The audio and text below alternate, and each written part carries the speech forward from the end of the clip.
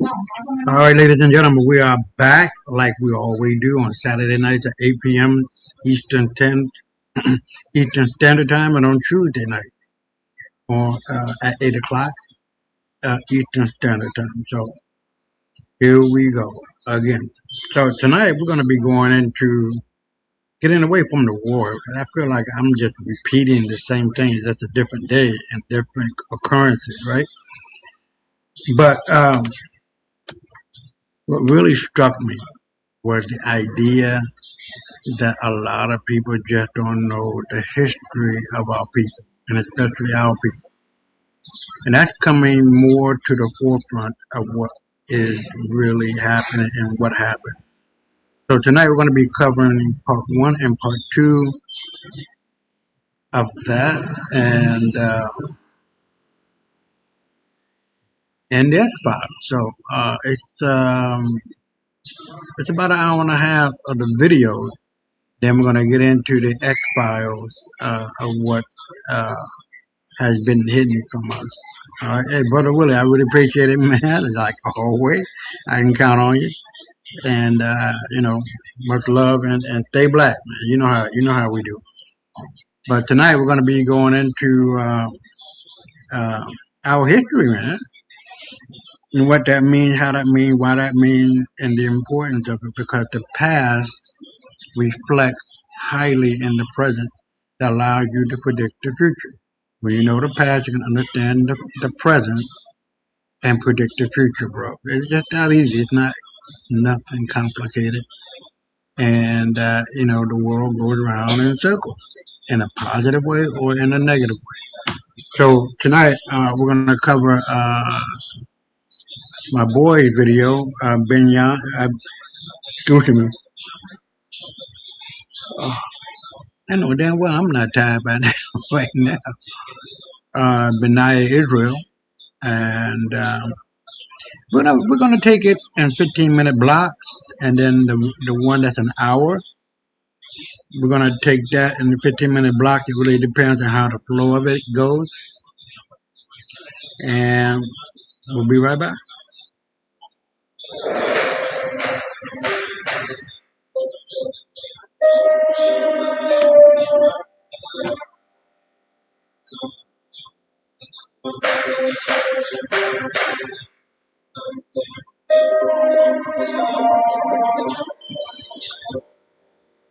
The truth. A light in the darkness.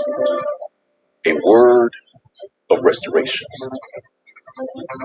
A revelation of who you are. You search for it. You pursue it.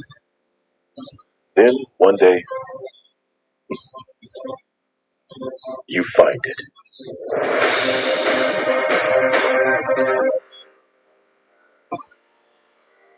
You follow it. Wherever it leads. No matter what people say.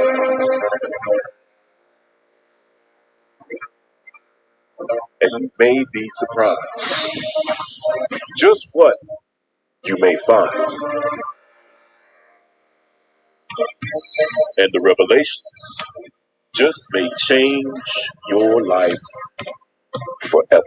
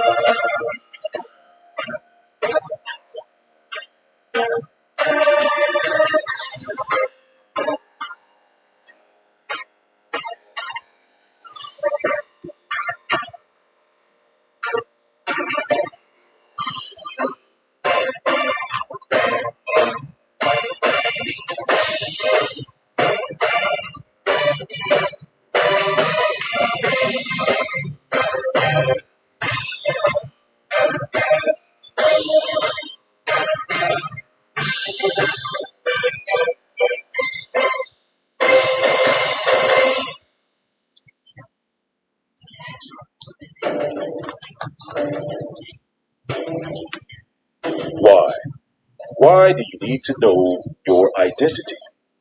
After all, there's neither Jew nor Greek, neither bond nor free, for we are all one in Christ Jesus.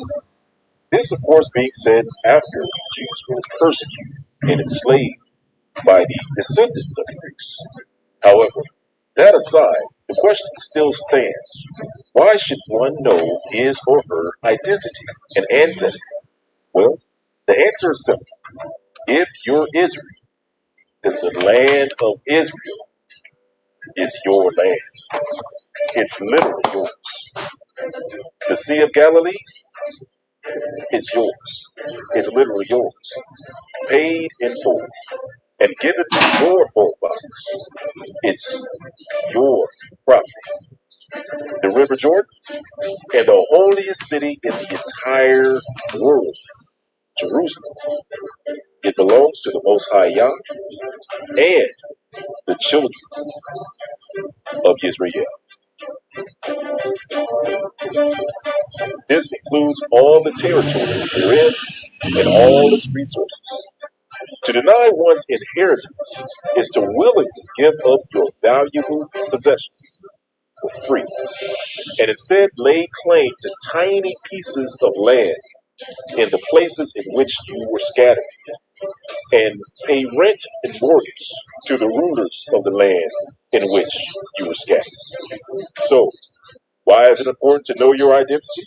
Well, it's important to know what's yours and what's owed back to you.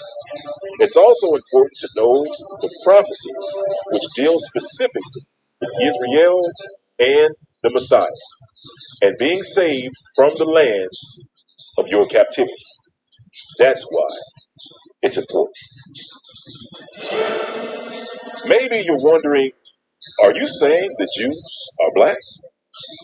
Well, that's just silly. Everyone knows the Jews are Europeans. You black people always trying to claim someone else's history. We know what the Jews look like, and you're not it. After all, it's what they told us, and we believe. Now, of course, we haven't taken the time to verify or perform any research, or ask any questions, or read any old books. Come to think of it, we just accepted what was told.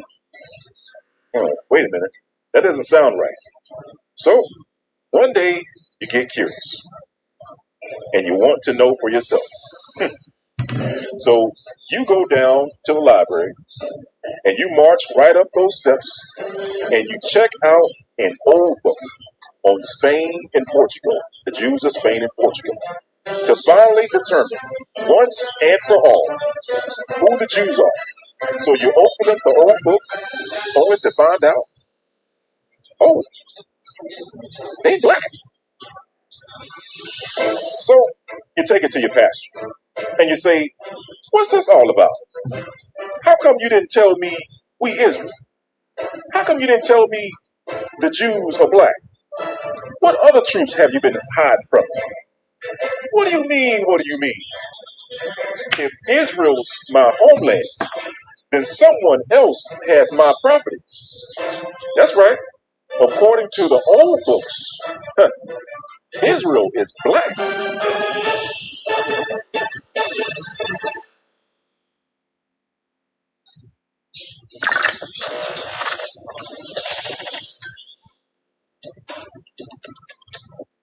Congratulations, you found the truth. The Jews of Spain and Portugal were black. And if they're black, that means they look like you.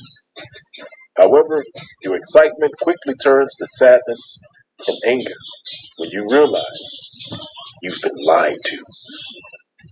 All this time, people from the church and the so-called historians told you the idea of Israel being black was a lie, made up. However, you found books from the 1600s, 1700s, and 1800s describing the Jews as black.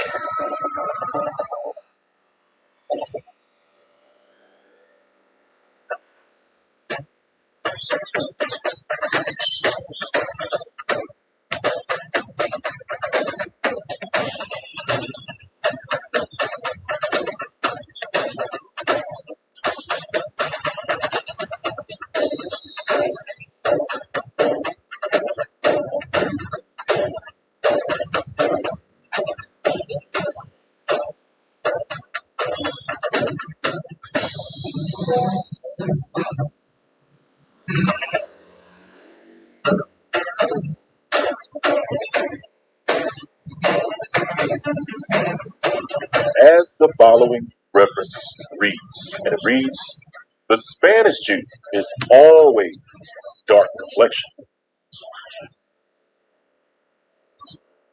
'Tis also a vulgar error that the Jews are all black, for this is only true of the Portuguese Jews. Located at the bottom, lips very full, mouth projecting, chin small, and the whole physiognomy, the way they look, when swarthy or when black, as it often is, has an African look. Thus, the black color is found not only in individuals as the black Jews of Portugal. The Jews of Portugal are very dark.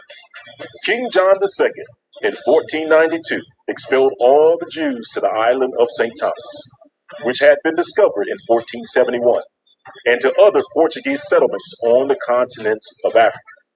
And from these banished Jews, the Black Portuguese, as they are called.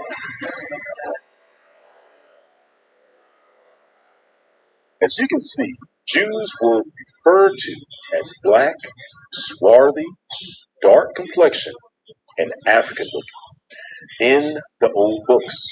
So if anyone tells you that black Jews were dreamed up by some guy in Chicago in the 1960s or some black guy in the late 1800s, now you know that that person either hasn't read old books or he or she is intentionally lying to you.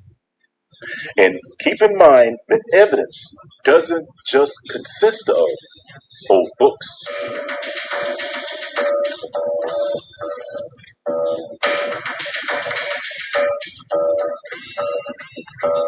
Proof includes paintings from the 1500s. It includes stone depictions of Jews before the birth of the Messiah. It includes skulls of ancient Spanish and Portuguese Jews, which match present-day Negroes.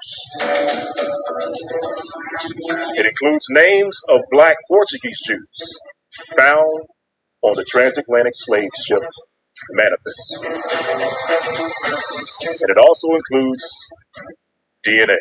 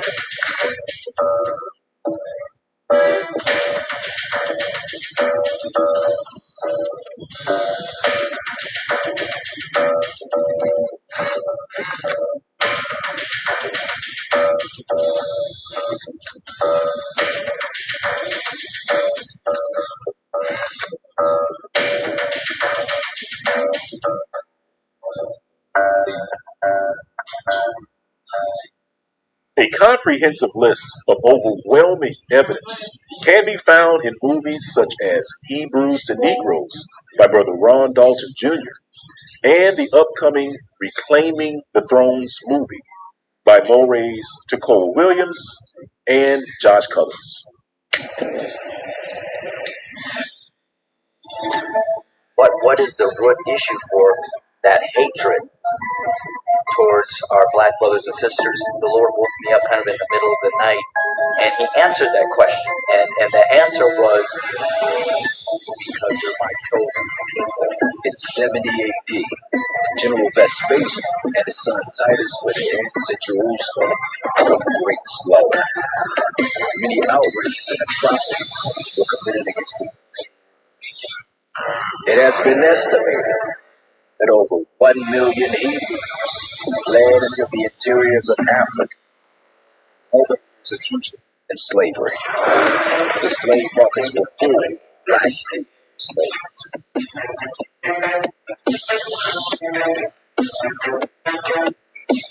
To reconnect to your history, you need to do three things. One, you need to redefine who the children of Judah are according to the old references. Not from the 1900s and newer, because those books tend to have a totally, completely different history in those books. So you have to ask yourself, how did we lose this in history? How did you lose 400,000 people in history? And the reason why I say how did you lose 400,000 people in history is not in the books. Many people in today's time, many Israelites who don't know their heritage or who they are looking back. Now it is up to us to have eyes to see and ears to hear.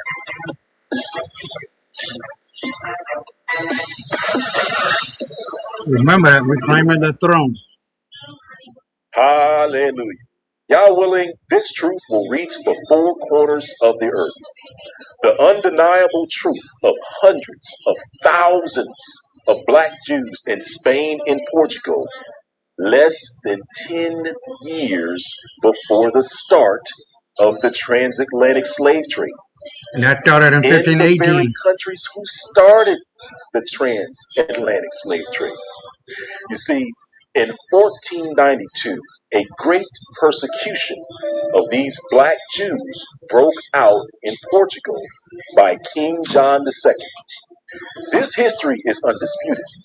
Now, historians, however, often fail to mention the old books which state that these Jews were black. They were literally called black or Negro Portuguese, which is the Portuguese word for black. Let's see what happens to these Negro Portuguese Jews just before the start of the transatlantic slave trade.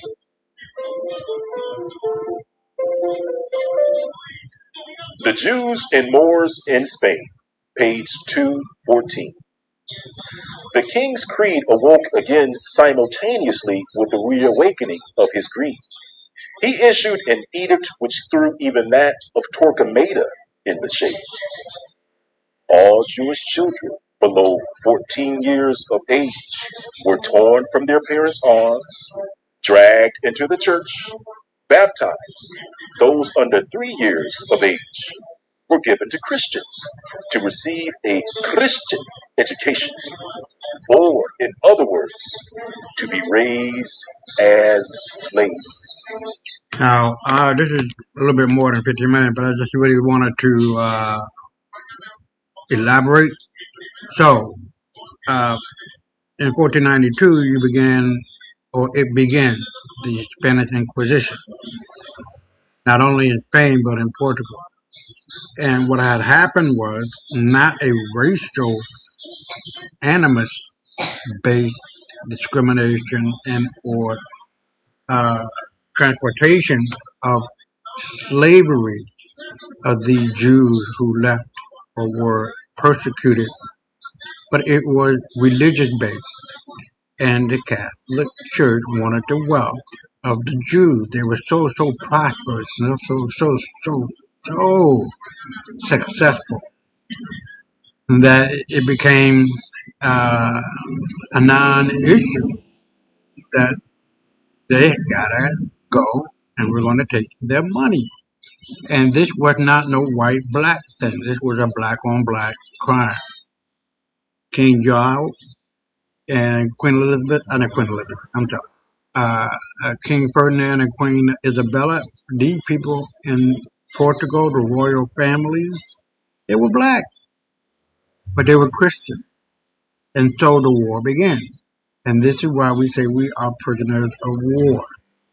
Not only in America with the Indians, but also with what had happened in the Middle East or Northeast Africa, Portugal and Spain after 70 AD, when Rome was finally getting rid of the Jews and they migrated or were transported to what was then Portugal and Spain, or what became Portugal and Spain. And so you began to see an influx of hundreds of thousands and millions, up to 5 million Jews that were put into West Africa.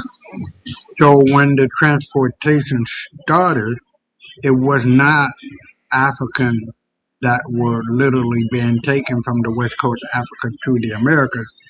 These were European people, better known as Jews, better known in or coming from Negro village or Yaya. And we're gonna get into that part in the second part of this series. So they want to make that perfectly clear, because when you look at the old map, you can see Negro land and you can see the King of Judah. Let's continue. Those between 3 and 10 years of age were put on board of a ship and conveyed to the newly discovered unwholesome island of St. Thomas, called the Isles of Perdition, which was colonized by Portuguese condemned criminals to fare there as best they could. Those between 10 and 14 years of age were sold as slaves. Then indeed the cup of their affliction was full to the brim. It was a stern truth which And this is the tribe of Judah.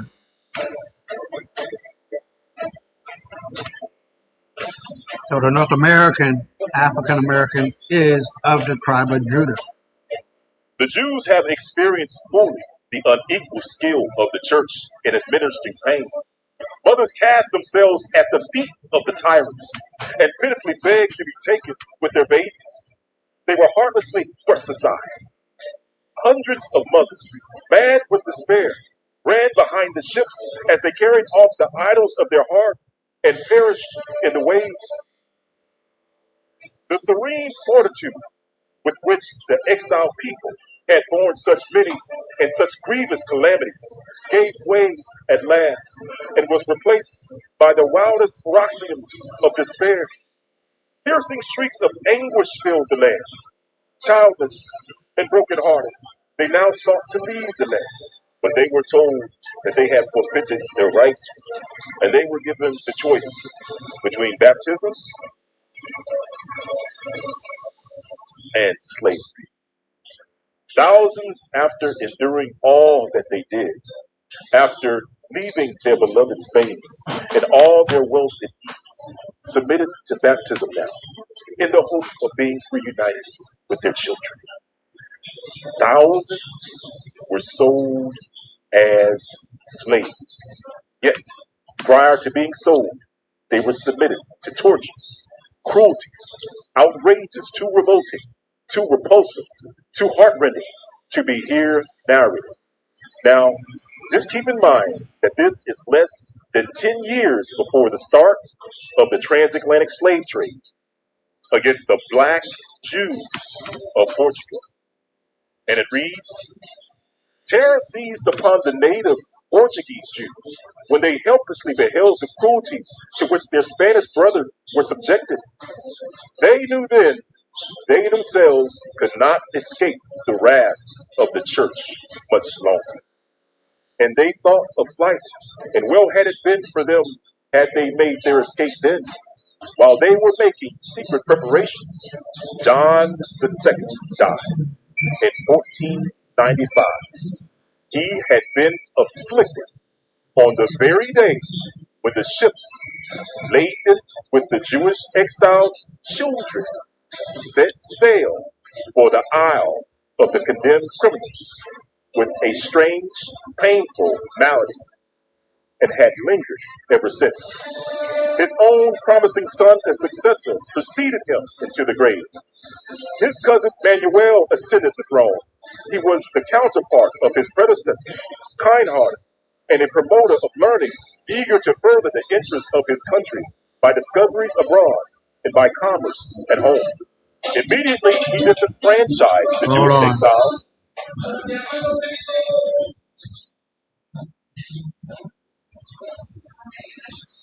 Sold into slavery, promised to recall the condemned children, and issued an edict in which he commanded kind treatment to the Jews and prohibited accusations against them. In their great joy, the native Portuguese Jews sent an embassy to him, offering him large sums of money voluntarily as a token of their gratitude. The king thanked them, reassured them of his goodwill, but refused to be paid for human kindness. But again, had destiny decreed that a woman was to play an ignoble part in the tragic history of the Jews.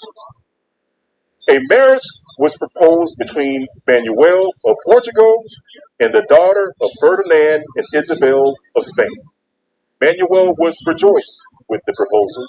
Already he saw himself the near future king of United Spain and Portugal and of the entire New World. But Satan stepped between, dipped his pen in gall, writing the marriage contract, demanded as one of the conditions the immediate expulsion from Portugal of all the Jews, both natives and exiles. The king hesitated. The fanatical daughter of fanatical parents persisted. Argument made her more vehement. Torquemada might well be proud of his pupil, the possession of vast empires and of the most powerful crown of Europe, tempter and the tempter conqueror. He had purchased his right to the princess of Spain at a sacrifice of thousands and thousands of lives, with the destruction of the very pillars of his nation's prosperity.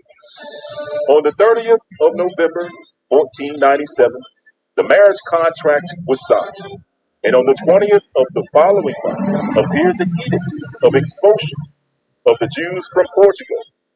The scenes of mourning and wailing and heartrending cries which resounded in Spain re-echoed in Portugal, only the more painful because of the terrible knowledge they had since acquired the meaning of the word expulsion. Manuel soon regretted his signing away his most industrious, most intelligent, and most prosperous citizens, but the marriage contract held him fast, and the Spanish queen kept a watchful eye on him and Torquemada upon both. The prospective vast empire and the Spanish crown still dazzled his eye. He planned a strategy. He thought he could force the parents to embrace Christianity and to remain if he once succeeded in getting all their children into his power and into the Christian faith. He gave secret orders for the repetition of the atrocious crime of having all children under 14 years of age seized from their mother's bosom and father's arm, dispersed through the kingdom to be baptized and brought up as Christians. The secret became known. Portugal again re-echoed the wails of stricken ones. Fanatic mothers threw their children into deep wells or rivers. Mothers were known to take their babies from their breasts and tear them limb from limb, rather than to resign them to Christians. They would rather know the bodies of their children in the graves and their released spirit in heaven than have them adopt a faith into which Satan sent his friends for their schooling. With all the parents' Hey, opposition, the king's order was Andre, executed. halala, Many accepted baptism, Holly. but not enough to please the king and No, to no, wreak no, Holly. vengeance upon No, them for thwarting his wishes. He revoked his edict and seized all who had not yet fled and sold them as slaves.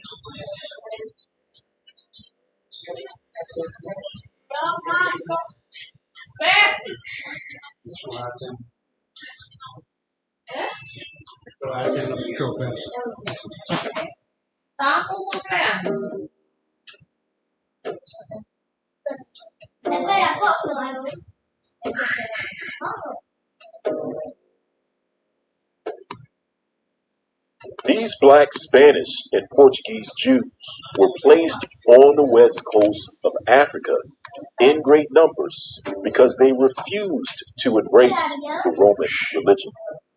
You can find this information in old books, such as the one that was written by John Ogilvie in the 1600s, who was the official cosmographer and geographic printer. In John Ogilvy's book, which today retails for around $50,000, on page 574, you can find the truth. And it reads, King John III, King of Portugal, sent a colony there above 200 years before, whom though the unwholesome air destroyed, yet the place was not left desolate.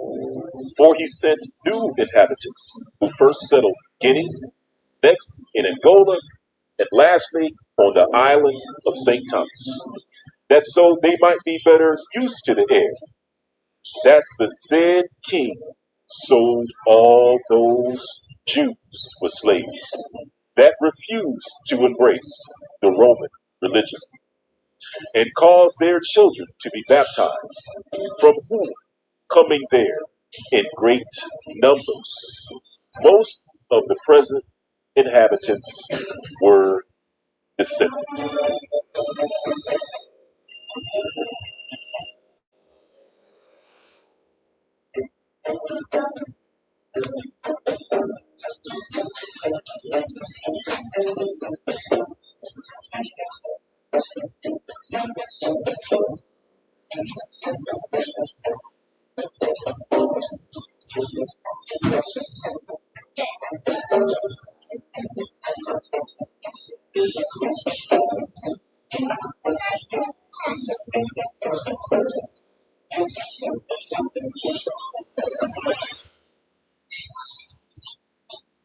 The black Jews were sent to the west coast of Africa in great numbers, less than 10 years before the start of the transatlantic slave trade. To learn more about the fate of these black Jews, be sure to check out Hidden Hebrews 2 for more shocking truths and evidence. And also check out the upcoming movie Reclaiming the Throne, due out in April of 2020. Now, before ending this video, I'd like to leave you with a scripture from the Messiah, Yeshua HaMashiach. If you ever wondered, what's the most important thing? What's the most important instruction or commandment? Well, let's take a look at the most important thing according to the Messiah himself. Mark chapter 12, verse 28 reads, And one of the scribes, in having heard them reasoning together, and perceiving that he had answered them well, asked him, Which is the first commandment of all? And Yeshua answered him, The first of all commandments is, Hear, O Israel, Elohim thy Yahuwah is one. And thou shalt love Yahuwah thy Elohim with all thy heart, with all thy soul, and with all thy mind, and with all thy strength. This is the first commandment. And the second is like, namely this, Thou shalt love thy neighbor as thyself. There is none other commandment greater than these. And the scribe said unto him, Well, master, thou hast said the truth, for there is one Elohim, and there is none other but him. And to love him with all the heart, and with all the understanding, and with all the soul, and with all the strength, and to love his neighbor as himself is more than all whole burnt offerings and sacrifices. And when Yeshua heard that he had answered discreetly, he said unto him, Thou art not far from the kingdom of Elohim. And no man after that durst ask him any questions. Israel, thank you for watching. Thank you, my brothers and sisters, for your support and prayers. And if you'd like to support via Patreon, visit our Patreon site in the description box below and become a $1 Patreon supporter. Well, stay blessed, my family, and shalom.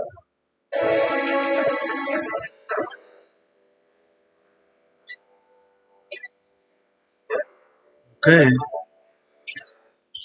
So before we move on, I would just give a brief overview. Now you got to remember they're asking for you to look for Reclaiming the Throne. which is like I guess another part to this, but it's not a part of it. But it gives more clarity. I have not seen it, so I have not been able to really. I can't really give a express view of it. So, but I'm quite certain it is the shit. And so what we are facing right now is the truth and what that truth is, and to be able to accept it within our mind frame, within our spiritual frame, so that as we walk and we talk and we live this life, we're living it in the sunshine of truth, of justice, of righteousness, honesty, integrity, character. These are the sword, the bullets, however you want to put it, of God. And you must walk within that framework. Without that, there's nothing. So we're going to go on, and then we're going to do 30 minutes and 30 minutes. I'm not going to do no 15 minutes, but it depends. And I'll be right back.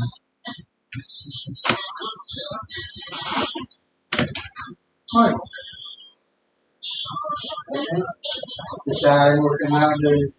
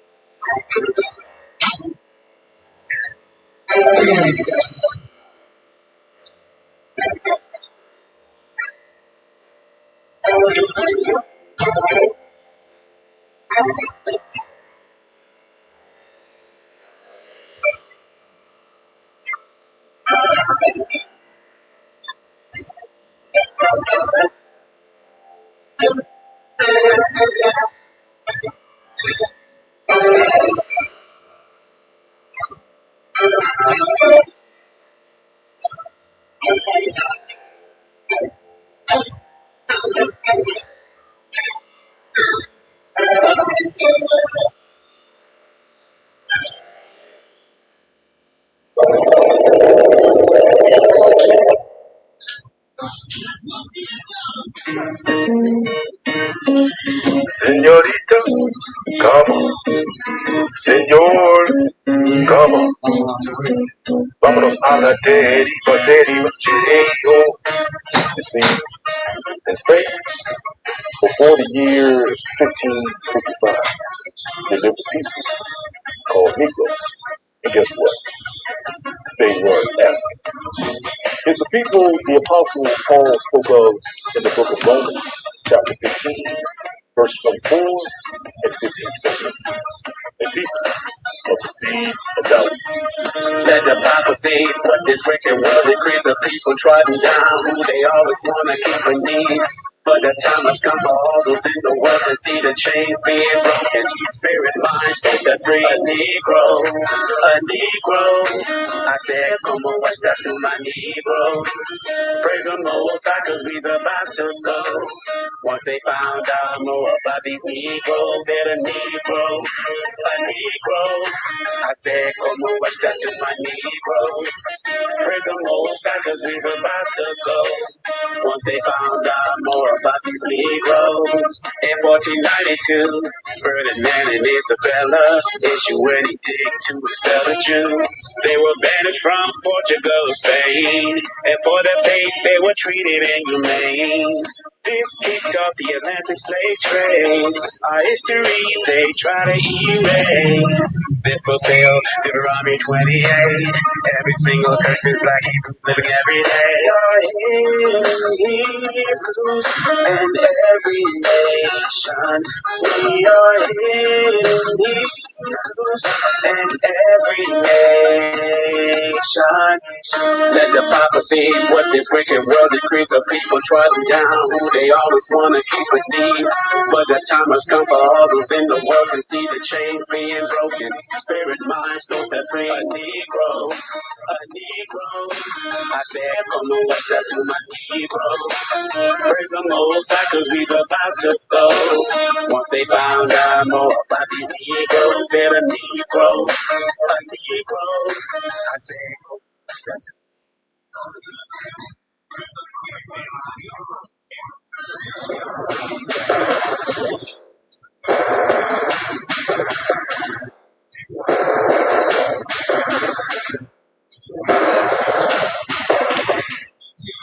Hebrew nation, the time has come.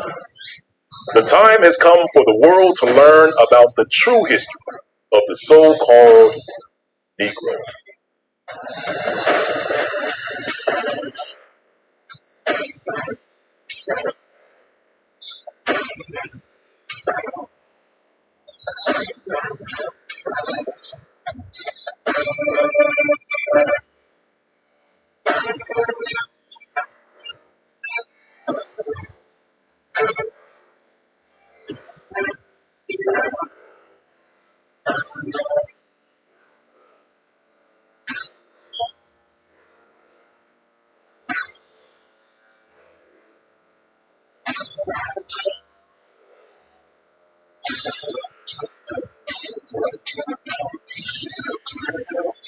The history of the Negro has been taught in schools and places of higher learning for centuries. It's a history which includes Africa, slavery, and places to which many of us have been scattered around the world. However, there's a reason why many schools and professors, historians, and researchers have an incomplete understanding of the true history of the Negro. And quite simply, it's because they don't include the laws or decrees issued by the kings who authorized and governed slavery. Many institutions fail to read a single decree by the King of Portugal and Spain, which is why this YouTube video, of all things, is more accurate, more factual than the pseudo-history taught in institutions of higher learning. In this video, we will do something for the first time in modern history in regards to the history of the Negro. We will read the laws and decrees of the kings and queens to see who they said they enslaved and to see what they said to do with them. To begin our journey, we'll go back in time to Portugal and Spain, to the year 1055 AD. So in roughly 1055 AD, there was a Jew born by the name of Yahya. Now, Yahya flourished in the 11th century in Portugal. An important note about Yahya is that Yahya was a descendant of the house of King Dawid. He was a son of King Solomon himself. We can find references regarding Yahya's history in the Jewish Encyclopedia and other historical documents. The following reference shows each of Yahya's forefathers all the way back to King Dawid.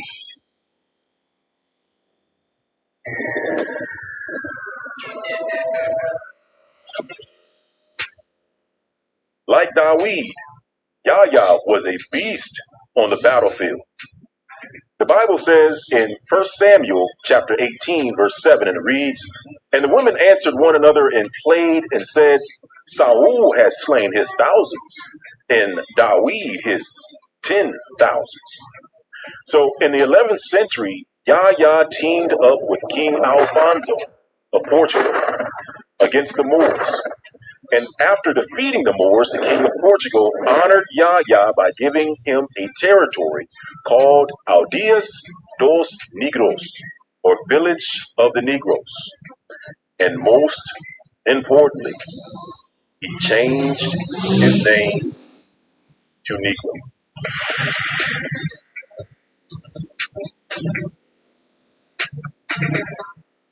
And the following reference reads, it reads, Yahya flourished in Lisbon in the 11th century, died about 1150 AD.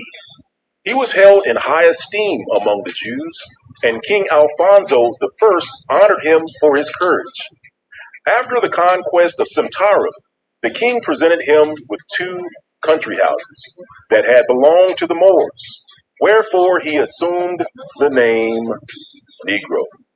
And the next reference reads, and it reads, Yahya bin Rabbi was presented by Alfonso with a Moorish village and became known as Lord Aldea dos Negros, or Lord of the Village of the Negroes, or Dam Yahya of Negro. His son Yahya bin Yaish was born in Cordoba in 1110 or 1115. He also served Alfonso and was designated by the king as the first chief rabbi of Portugal, with his headquarters in Lisbon. And so the Yahyas became known as the Negroes, and they lived in a place called the Village of the Negroes. Now, keep in mind, these Negroes worked directly for the king of Portugal and Spain. In fact, they were placed as rulers over their brothers and sisters of Judah. They became the chief rabbis, royal tax collectors, and governors. It was because of their position and their deeds that the Yahya Negroes became famous throughout all of Spain, Portugal, Turkey, and Italy. They were prominent and renowned. As the following reference reads, it reads, Dam Yahya Yaish, ancestor of the widely branching Yahya family, also tolerant, likewise Sancho's son, Alfonso II, who employed the Jews as farmers of taxes and as tax collectors. And the next reference reads, and it reads, he thereupon entered the service of Henry of Castile, who made him the head of the Jewish communities of his realm. Over the years, the king of Spain and Portugal fought each other over control of these famous Negroes. As the following reference reads, it reads, after the death of the king, Leonor deposed Dom Judah and the Jewish collector of customs at Lisbon on the representations of the city deputies. But when she wished to have her daughter Beatrice and the latter's husband, John I of Castile, recognized as regents of the country, the people rebelled, killed Leonor's favorites, and proclaimed John vice-regent of the kingdom. Leonor fled, accompanied by her confidants, the above-mentioned Dom Judah and the wealthy Dom David Negro Yahya. Disputes between her and John I of Castile, who waged war against Portugal, ended in an open breach on the occasion of the nomination to the head rabbinate of Castile. Leonor demanded the place for her favorite, Dom Judah, but the king, at the desire of his wife, appointed Dom David Negro Yahya. Embittered by this, Leonor plotted against the life of her son-in-law, but her plan was frustrated by Dom David Negro, and Leonor was banished to a convent in Tordesillas, and the life of Dom Judah was spared on the plea of Dom David Negro. Now, notice how the word Negro and Yahya are used interchangeably. Yahya was synonymous with Negro. As the following reference reads, it reads, Dawid and Judah, Negro. Or the next reference reads, Solomon ibn Yahya, Negro. It's fair to say everyone knew of the Negroes. In fact, if you were to board a time machine and go back to Spain and Portugal in the 1300s and 1400s and ask to see the Negroes, more than likely they would point you to a people with the last name of Negro who lived in the village of the Negroes and who looked like the modern day Negroes of today.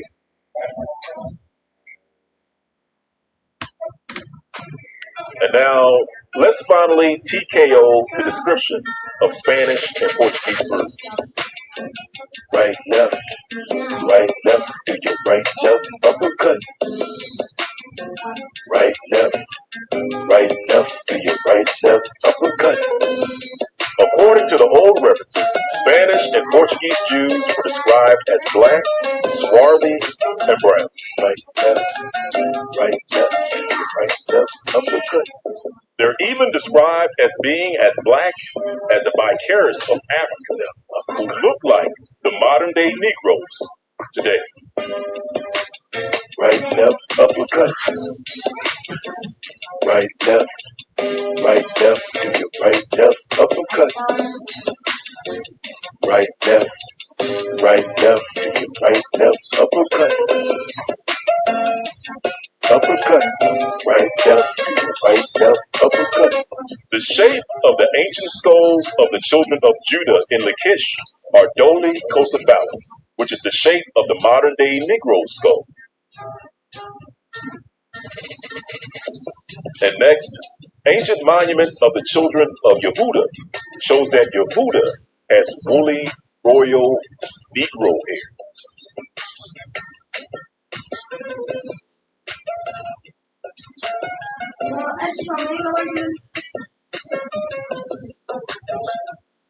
And then DNA analysis shows that Negroes have a single forefather, such as Yaakov, unlike the Ashkenazi Jews of today. In fact, Ashkenaz is listed in the Bible as a descendant of Japheth, not Shem. Do you believe your Bible or man? And then finally, the term Semitic refers to a descendant of Shem or a descendant of someone who speaks an Afro-Asiatic language. Family, what does it mean when the word Afro is placed in front of a word? It means that they're Negro. Let's not be extra family.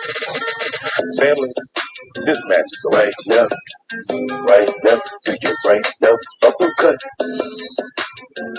Right, left, do your right, left, uppercut.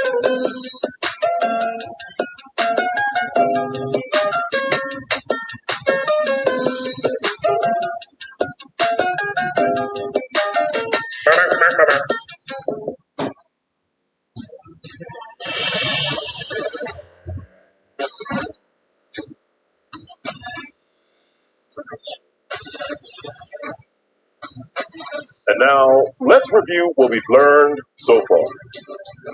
We learned that there were Jews called Negroes living in Spain and Portugal in the 1100s AD, and that these Negroes were the sons of King Dawid, and that they were a group within the Spanish and Portuguese Jews, and that these royal Negro sons of King Dawid were famous, spreading throughout Spain and Portugal, and eventually into Africa.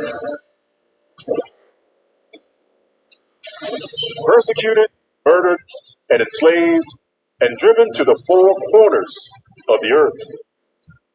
The identity of these sons of King Dawid was hidden from the world. That is, until now.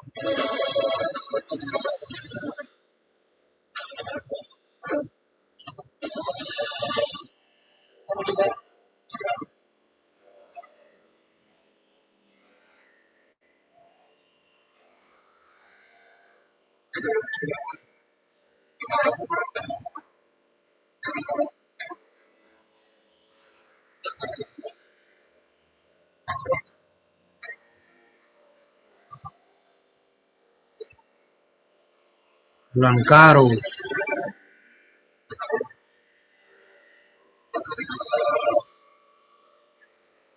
Degradados,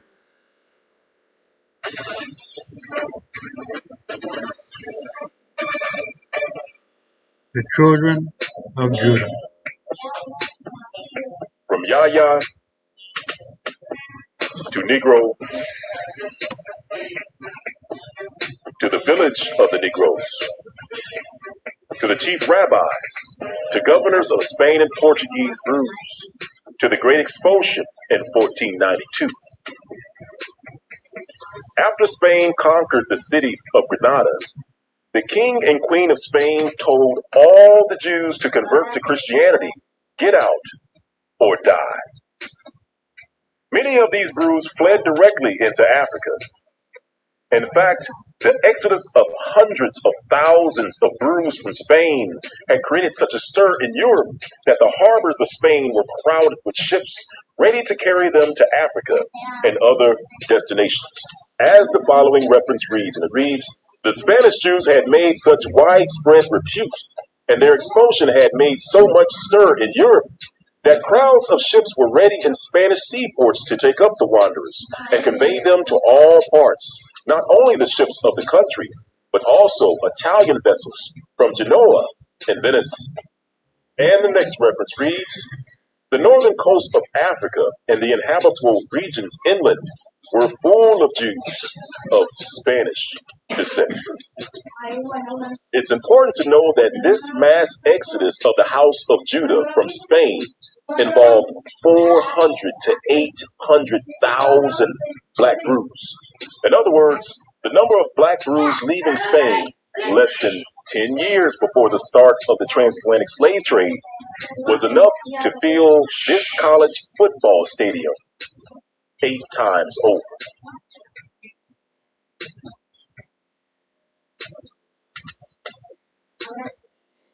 You can see why this was an exodus of biblical proportions, followed by a slavery of biblical proportions. These black Brews would go on to play a pivotal role in history. In the Bible, they were spoken of by Jeremiah the prophet and the Apostle Paul or Shaul. That's right, even the Apostle Paul visited these black sons of King David in Spain. Let's look at it this way. The Apostle Paul visited the very location of the transatlantic slave trade. Romans chapter 15, verse 24 reads, whensoever I make my journey into Spain, I will come to you, for I trust to see you in my journey, and to be brought on my way thither by you, if first I be somewhat filled with your company. Verse 28, when therefore I have performed this, and have sealed to them this fruit, I will come by you into Spain.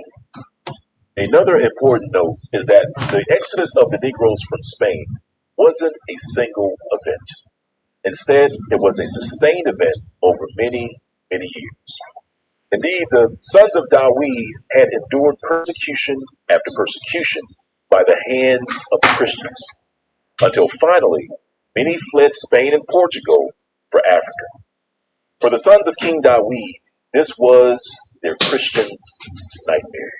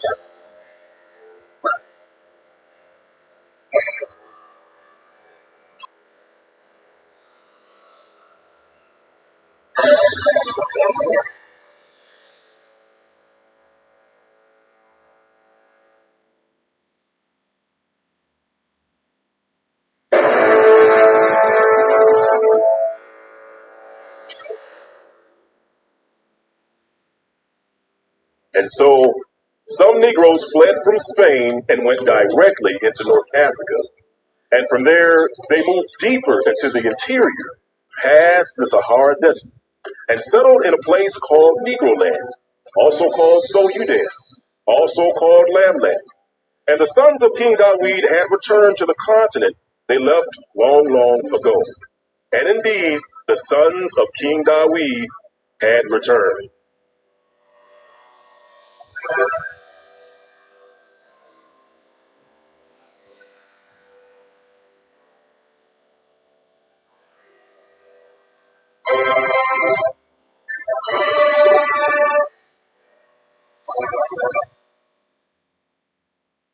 Now, let's review the different names of the sons of King Dawid.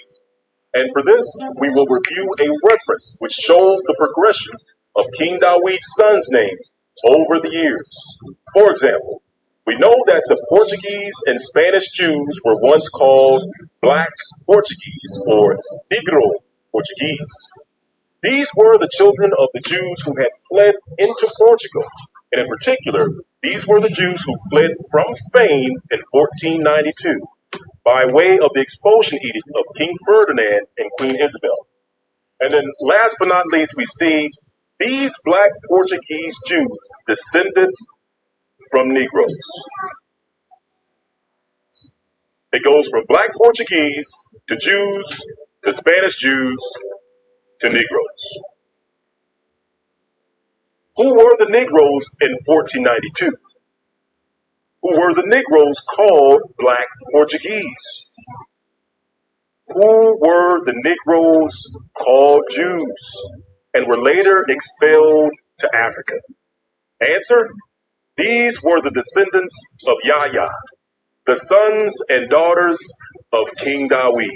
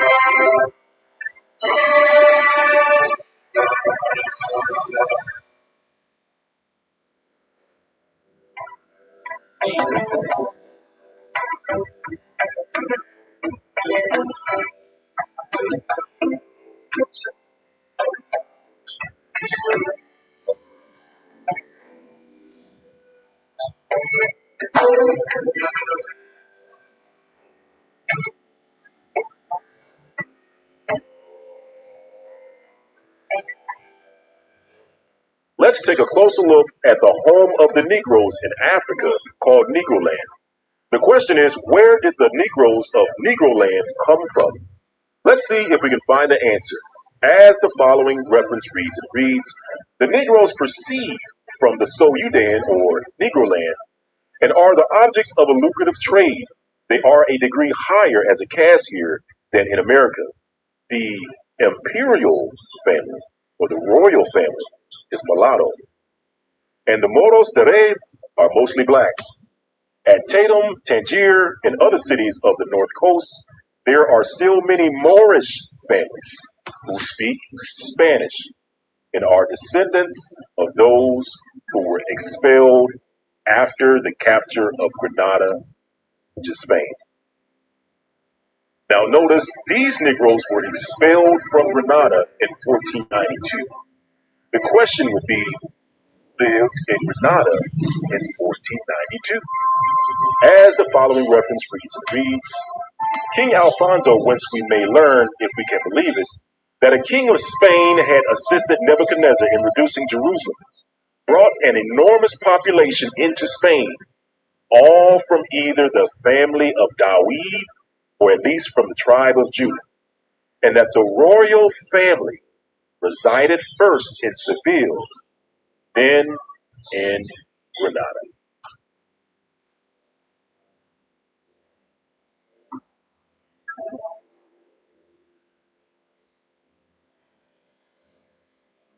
We see the sons of King Dawid lived in Granada. The Negroes living in Negroland came from Granada. And the Negroes living in Negroland said to be Jews. Now I'm going to stop it there and give a little comment before we wrap it on up. That segment, that video, got 30 minutes to go. But make it make sense that my people, black folk, the black African American, the Negro, you've been lied to. You've been lied to. Your history has been covered up. And they don't want you to know that what they are doing, they are portraying you in the reality of what is going on today. But I can always say, truth always comes to the light. You cannot hide it forever. There are three things you cannot hide: the sun, the moon, and the truth. Let's finish.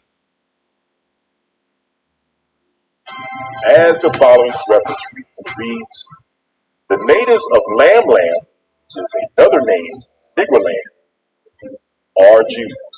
And the reference goes on to refer to these Jews as Negroes. Now let's go on to see what happened to these Negroes or these Jews living in Lamland or Negroland. And it reads, the people of Sala or Bersia and the Tukur make predatory incursions into the land of Lamland and carry away its inhabitants captive to their own country, where they are purchased by the merchants who travel there, who transfer them to other countries. So we see the Negroes who were expelled from Granada in 1492 fled south into Negroland or Lamland, and they were sold into slavery.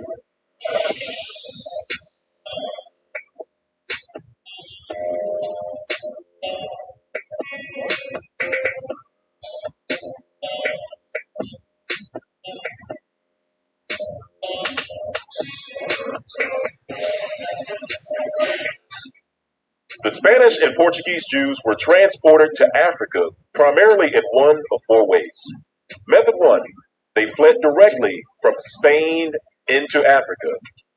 Method 2, they fled from Spain to Portugal, then into Africa. Method 3, they were sent by the Portuguese to work as lancados. Method 4, they were sent by the Portuguese and Spanish governments to work as degradados or convicts. The Brews that fled into Africa using methods 1 and 2 were free to observe their own religious practices. This, of course, did not sit well with the Portuguese government, who complained that, and I quote, if they should go over to Africa, as it is probable they would if driven from Portugal, all hopes of their conversion would be lost. You see, the Portuguese, who were accustomed to working with the Yaya Negroes and who were accustomed to the money made off of the Brews, didn't want to let all that black money go. And the following reference reads, during the first 10 years, so many had quitted their native land that Emmanuel, perceiving the injury his kingdom suffered by the immigration of the most wealthy and most industrious of his population, ordered in 1507 the seizure of the persons and the confiscation of the property of all who should be found preparing to quit or leave the country. Yet so many ventured at all hazards to abandon the Portuguese soil that in 1524 King John III found it requisite or required to renew the edict, and the immigration must have continued, for Dom Sebastian repeated it in 1567 and again in 1573.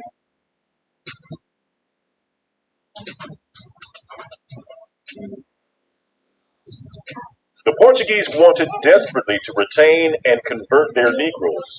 However, those that had escaped into Africa were beyond their grasp, or so it seemed.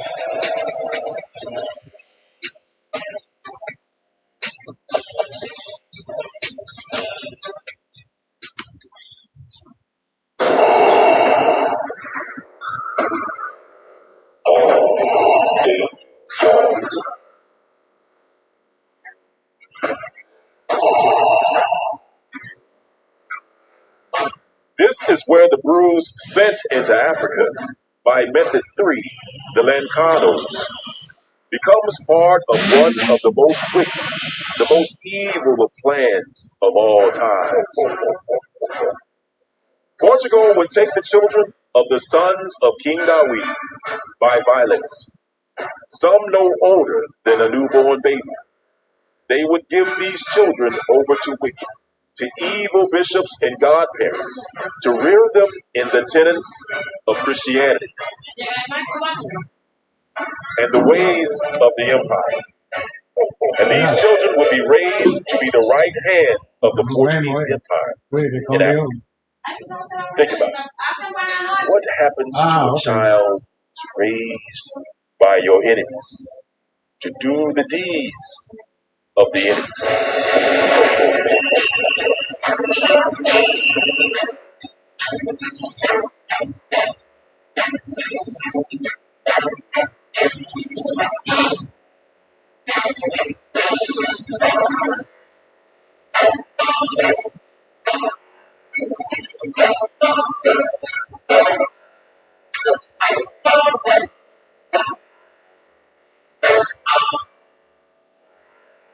And the following reference reads, and it reads, the Castilian Jews who from poverty or any other cause had not departed at the limited time, the king ordered should be taken for slaves, according to the terms of their entrance, and distributed them to whomever asked for them. His inhumanity did not cease here. He tore young children from them, and had them baptized. Being at the time desirous of peopling his newly discovered acquisition on the coast of Africa, the island of St. Thomas, he sent them to it with the new governor, Alvera de Comina, so that being separated from their parents and marrying people in the island, they might become good Christians.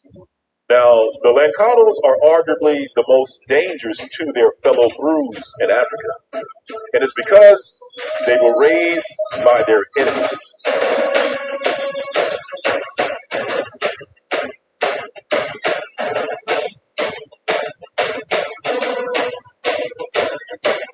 You can see this in this reference. They were despised by the Negroes of whom they are descended. It was son against father, king against king, all by the crafty hand of the Portuguese. This is why they say Africans sold other Africans. Well, knowing full well they kidnapped the children and taught them to do their bidding. And unfortunately, the story goes from bad to worse. Over time, the Lancados and Degradados, the convicts sent by the Inquisition, who were sent to Africa to work on the royal farms, eventually these groups escaped into the African population.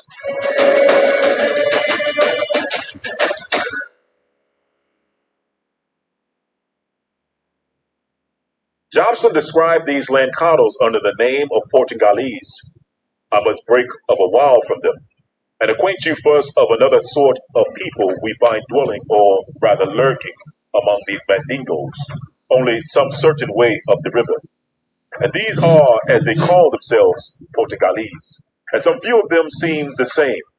Others of them are mulattoes, between black and white, but for the most part as black, as the natural inhabitants. They are scattered, some 2 or 3 dwellers in a place, and are all married, or rather keep with them the country black women, of whom they beget children. Howbeit they have amongst them neither church nor friar, nor any other religious order. It doth manifestly appear that they are such as have been banished or fled away from forth either of Portugal or the isles belonging unto that government. They doth generally employ themselves in buying such commodities the country affords. References show these Lancados who were sent to Africa marrying the Negroes who fled to Africa, specifically Negro land. As the following reference reads, and it reads, in Negritia or Negro land, the Portuguese intermarried widely with the indigenous people, and this was not discouraged by the authorities, but on the Gold Coast, they remained in their forts and trading posts on the whole part and separate from the natives. In Negritia or Negro land, the Portuguese entered into friendly relations with Negro princes upon terms of equality. But on the Gold Coast, the rule was for them to terrify the tribes into submission. And so, by taking African wives, the Negroes and the black Portuguese brews multiplied exceedingly in Africa. As the following reference reads, and it reads, many of the Portuguese men who colonized the Cape Verdean Islands migrated to nearby West Africa, where there were women, gold, ivory, food, and freedom from European kings and the Catholic Church. Most European immigrants lived in animist kingdoms along navigable rivers in the coastal rainforest, rather than in Muslim kingdoms. However, European men traded with Islamic merchants. Skipping ahead, the absence of Portuguese women in the tropics resulted in Portuguese men having intimate relationships with African girls and women, and fathering thousands of mulatto children in the polygamous African culture. Now, look, that mulatto does not mean black and white. Get that straight and out of your head. That is because of the European Jews that went into West Africa and got with the local African girl. That was a mulatto child, if you want to look at it from that perspective. Half African girl, half Portuguese or Spanish. And the next reference reads, furthermore, there was confusion among Europeans in Africa because Portuguese law did not state the exact amount of time Cape Verde colonists could remain in West Africa before becoming illegal Lancados. Although there is evidence that large numbers of Portuguese men and mulattoes lived in West Africa, the surviving data is insufficient to hazard a guess about their population. And so the sons of King Dawid multiplied and began to spread throughout West Africa. Before the first transatlantic slaves were sent from the west coast of Africa, the sons of King Dawid were well established. That is, until a series of historical events occurred that would change the world as we know it forever. First, King Manuel changed the trade policy for West Africa. Instead of using Lancados to conduct the trade, he switched to something else. And as a result, he no longer needed the Lancados. In fact, it meant that they were in the way. As the following reference reads, things changed under King Manuel I. At the beginning of his reign, King Manuel did not lease trading rights with Gambia to Portuguese merchants or Lancados, as he did with the rivers of Guinea and Sierra Leone. And so once King Emmanuel changed the way he made his money, he no longer needed the brews. In fact, they were in the way. And so on March 15th, 1518, the year the first slaves were shipped directly from Africa to America, he sent Bernardino Gomez to orchestrate a massive manhunt of Lancados. and he used the newly created law of King Manuel to do it. As the following reference reads, it reads, King Manuel also had further threats in store for those Lancados, who were already on the coast in large numbers. On the 15th of March, 1518, he commissioned Bernardino Gomez to sail to Guinea to superintend the removal of the Lancados. And the next reference reads, and it reads, the crown at first encouraged the policy of having Lancados in this region to facilitate commerce. Degradados sailed on the voyages of both Vasco da Gama and Pedro Alvarez Cabral. Da Gama took 12 Degradados with him and probably several in Southeast Africa. Once in place, it became clear that the Portuguese crown was unable to control them. In an effort to keep these regions free of non-Portuguese commercial activities, in 1518, the crown reversed the policy of creating Lancados and attempted to round them up. And the following reference reads, and it reads, finally, on March the 15th, 1518, he published a violent charter for which he sent a special ship commanded by Bernardino Gomez to the ports of Guinea with the mission of getting all the Christian Lancados who were there to board. Those who returned to Europe obeying this order would be forgiven as long as they paid the 10 cruzados along with half of their possessions or their farms. Those, however, refused to embark and to leave the lands of Africa would be handed over to the African kings to be killed. The permit authorized Captain Bernardino Gomez to offer to the indigenous chiefs all the gifts that were necessary to achieve the delivery or the murder of those Lancados.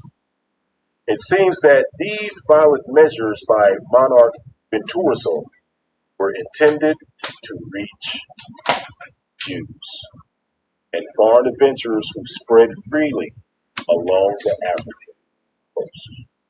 And so the law that was written just a few years before against the Lancados was now fully enforced. And a worldwide decree was given to all of Portugal's allies in Africa and abroad. And the message is clear. Go, hunt them down, and bring them to me, no matter where they are or how long it's been. Fight. I hereby authorize everyone to hunt them, to take all their possessions. You have my permission. You can keep half of their possessions. Just bring the other half to me. And bring them to me in chains. Bring them to the judges of Guinea as prisoners. And to all those looking for slaves, you can now purchase them from Africa, from the judges of Guinea, for they are now under the judgment of natural death.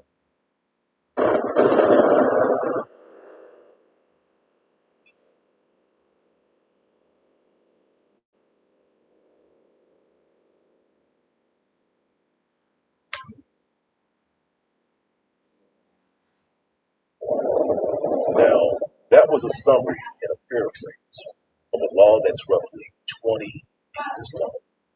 And with that being said, let's take a closer look at this law issued by King Manuel, who started the transatlantic slave trade, also started from Africa.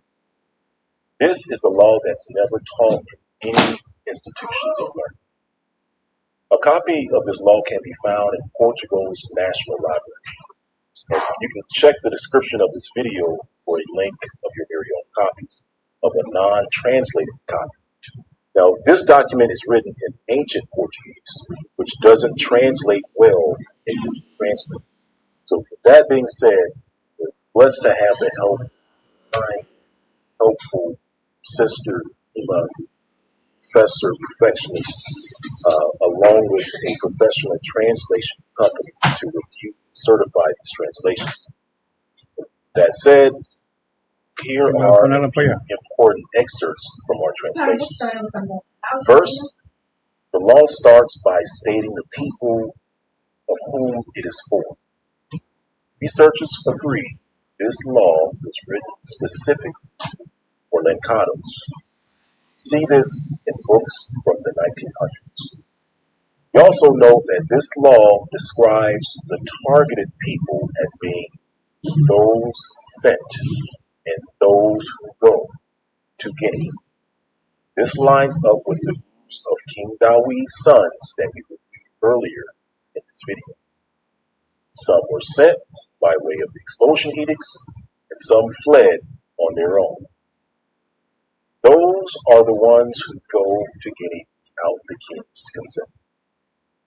So hopefully you can see this is just one big story that started in Spain and Portugal and made its way into Africa. As the following reference reads, it reads, regarding those who are sent to Elmina or those who go to Guinea without the permission from the king, as well as those who do not comply with the rules. Here's a copy of the notes from one of our translators. These points have been validated using additional books and references. And it says, the fifth book is about the punishments or the ordinances for those that, 1, went to Guinea with the consent of the king, but didn't keep his rules. Main crimes against the kingdom: didn't keep the Catholic faith, didn't pay taxes, they had multiple wives. Point 2, those that were sent to Guinea as punishment for not converting to the Catholic faith, so they couldn't go back by their own will. They were required good behavior, but they would often incur the same crimes. Reparations were paid to the kingdom in silver, gold, merchandise, and labor. The law then goes on to summarize the reason for the law, and it reads, the ordinations and the laws which have thus far been created for things related to our town, Elmina, and for things related to Guinea, are not going well and are not being declared like they should. Therefore, our service needs to step up and help preserve the enforcement of laws, since we are suffering quite a bit. If we take action, such attitude will be useful to all our kingdoms and all the governors and landlords, and also help with the excommunications that have been going on in many kingdoms. However, many laws have not even been created or confirmed yet. This situation is generating a lot of confusion and questions. We need to show that we have the ability to govern properly. The laws that talk about our mind and what we managed to take away from Guinea were idealized by my uncle, King Alfonso, as well as my cousin, King John. Something which they should take a lot of credit for. In the following paragraph, we will write what the law must be. The law basically states that these people could not buy or sell in West Africa without first having written permission from Portugal. And if the Lancados or sons of King Dawi broke this law, the sentence involved turning over the lawbreakers to the Portuguese judges and being sentenced to natural death, aka slavery. As the following reference reads, it reads, by law, we are ordering all people not to go out of our ships or go to other lands and seas or places that we have conquered, with the objective of waging war or stealing things in our name. Such things should not be done without our permission. The person who does this shall be killed as punishment, which is natural death, slavery. The person who does this can also lose all their belongings and goods. This punishment also goes to all those people who attempt to steal things from our ships, like machinery, mechanical parts, or artillery. Those who are found wandering around other seas shall face the consequences. However, those who were found but have not done anything wrong shall be spared. We need to know all the information we can about the occurrences so we can order the correct punishment to be applied or not. And by this law of ours, we give place and license to all captains, pilots, masters, or landlords of our ships, or our keepers, or any other person of our kingdom, or landlords that those parts for their privilege or by our permission they go. We here state the permission to go to those places and every ship, land, seas that they find, they are allowed to take them and bring all the people they find as prisoners. And as a message to those who defile us will be delivered to our judge of Guinea, which is the West Coast of Africa. And by him be judged.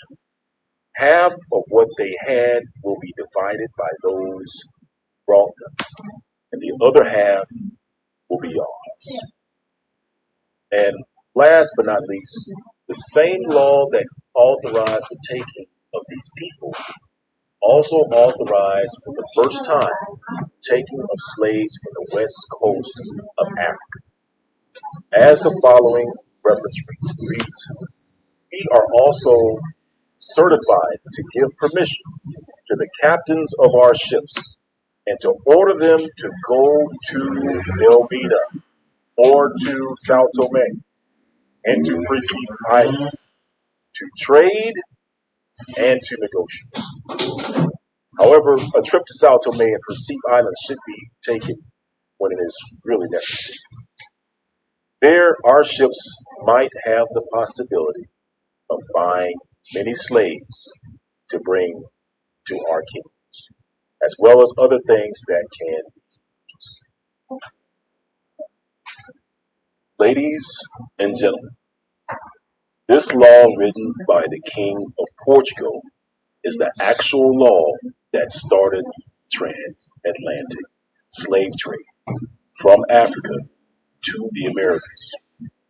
It is a law written specifically for Lancados, who are Black Portuguese, who are Spanish Jews, who are Negroes, who are the sons of King Dawi. For the first time in modern history, we have uncovered the greatest secret of the transatlantic slave trade. This is history in the making. Well, House of Judah, a major piece of your history has now been restored back unto you. It is now time to turn back to the Most High Yah and to once again be Israel. And let Abba Yah be your Elohim, for Yahuwah is his name. This is just the beginning, family. There's much, much more to this. We must now prepare for our journey home. And with that, this lesson has come to an end. A special thank you for all those who continue to lift me and my family up in your thoughts and prayers. And a big thank you to those who donate to help make these videos possible. I thank you on behalf of all the viewers who are enlightened by these videos. And thank you to all those who share these videos with family and friends. Well, family, stay blessed, Israel, and prepare for the long journey home. Shalom.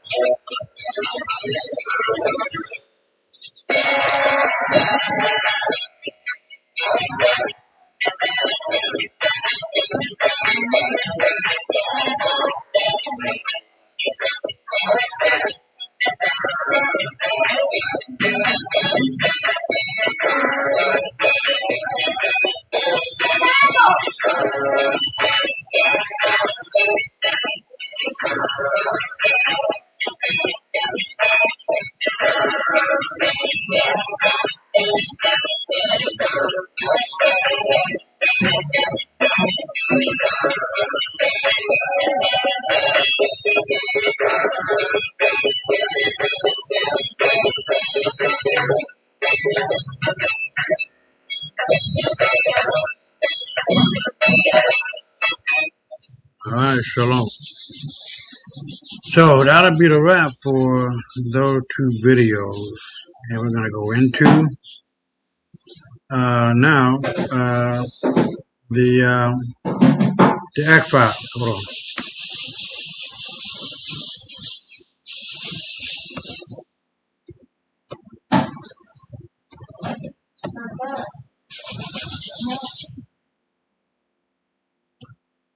I want to see if my boy is coming in or not.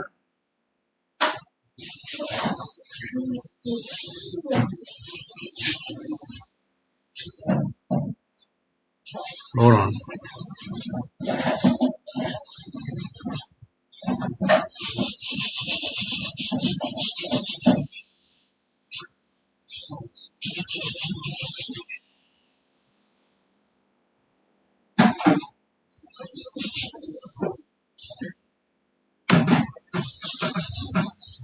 Yeah, I'm hoping he can come in, but I'm not sure, so we're just going to continue.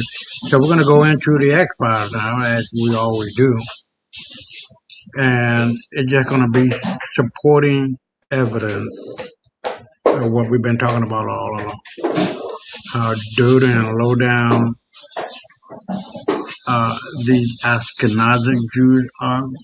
The wannabe Jews, they're not Ashkenaz, they're not Gomer, they're nothing. They just stole those names and stolen our names and pretending to be us while we out here trying to figure out who the hell we are. So here you have this white guy talking shit to a young man, and he's just giving him the business.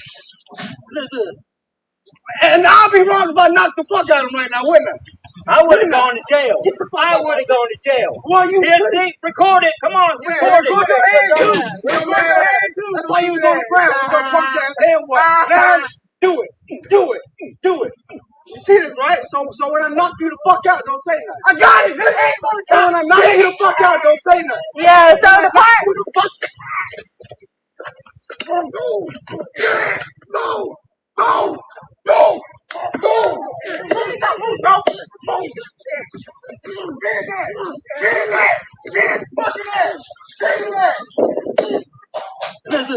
Alright. And this is what you gotta do with these people, because they're not gonna stop.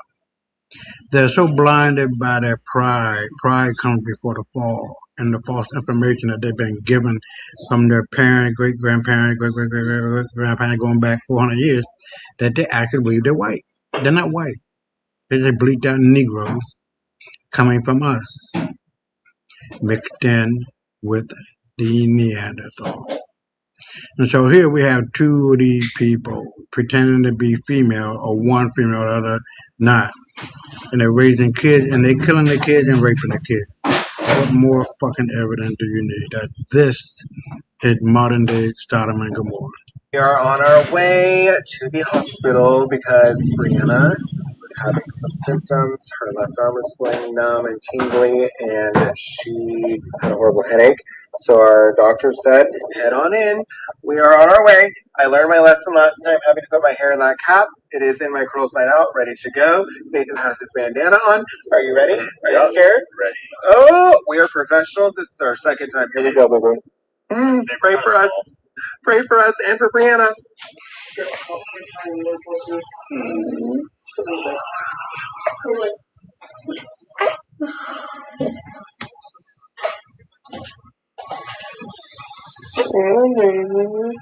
We are on our way. So look, I'm not going to say anything. I'm going to allow the white people to say what they know about themselves and what they know about us. Period. That's all the proof, all the necessary information I need to share with you, and that's going to be a wrap. They're telling on themselves. So here we have the book, The Chosen People from the Caucasus, by, with the foreword by Michael Bradley, foreword by John Henrik Clark. And it goes on to say nuclear war, environmental pollution, resource rape, all are primarily threats to our survival, and all are the result of particularly Caucasoid behavior, Caucasoid values, and Caucasoid psychology. There is no way to avoid the truth. The problem with the world is white men. There you go. Moving on. Hold on, let me see if my boy says no tonight. Moving on. This is how they are. Reprobated mindset, demented, crazy. Dear at Channel 4. Why are you currently promoting and funding this vile excuse of a man on your channel when he feels that it is appropriate to turn up to a children's cancer charity event wearing a sex toy and often dresses as a little girl?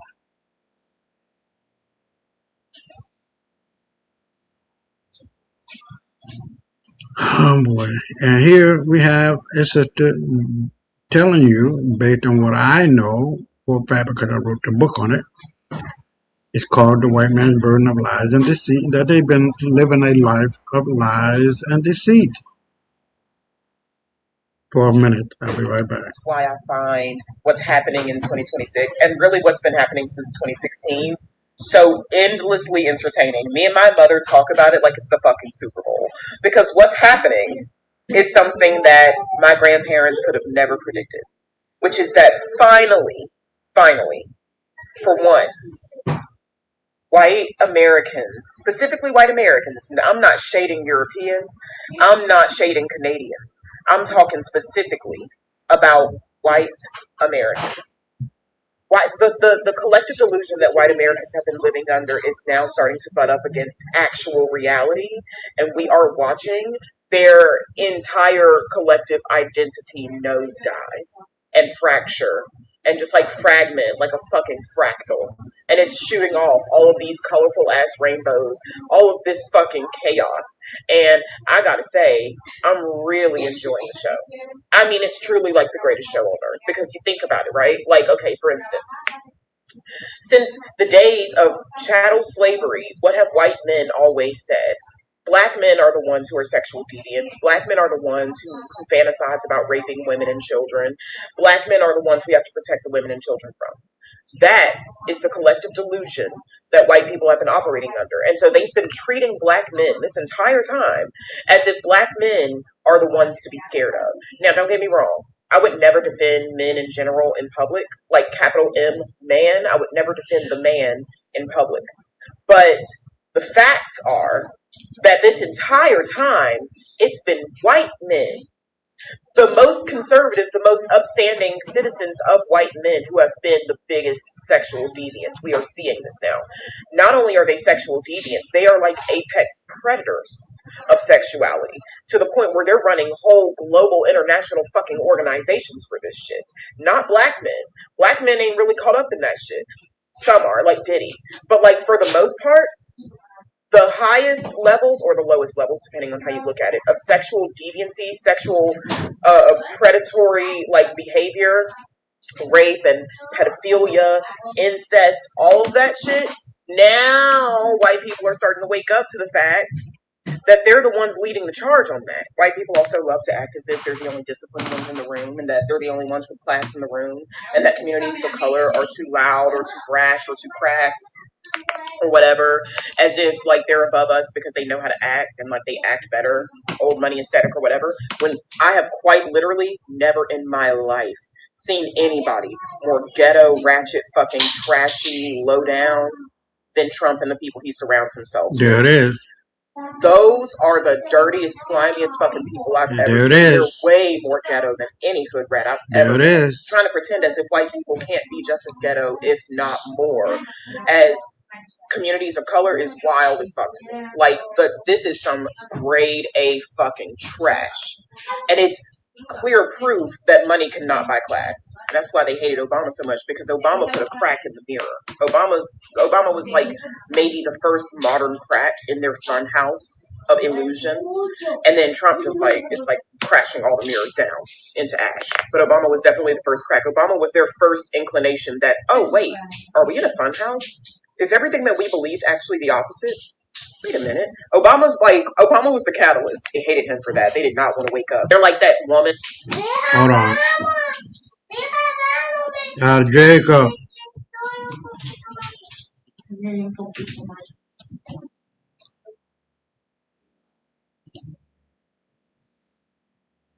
In Blink Twice, who worked on the island, and she knew that she was under a spell, but she got mad at the main character because the main character woke her up from the spell, and she's like, "But I didn't want to wake up." Like that's how white people are. There's been this whole myth, this lie, this collective delusion that black people are the ones you should be scared of. Black people are so violent. Black people are so angry. Black people are so aggressive. What have we been seeing since 2015, if not white people crashing the fuck out? Marching in the streets with torches like it's 1925, talking about we will not be replaced.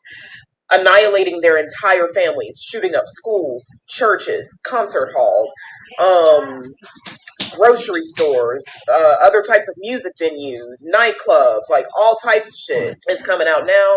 These poor little white girls, and honestly, these little white children in general, have been getting fucking ran through by their fathers, their mothers, their aunties and uncles, granddaddies. Like, you ask the nearest white person sitting next to you if there was some pedophilia going on in their family.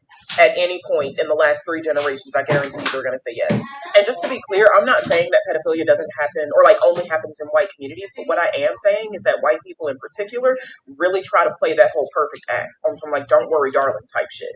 They walk around like Stepford Wives and shit as if some dark, demonic, dirty shit is not going on behind closed doors in their houses, and they're so quick to point the finger at people of color as if they could never do any wrong. Mind you, some of the worst, most atrocious, inhumane, heinous fucking acts of sexual depravity are going on in white households at every income level.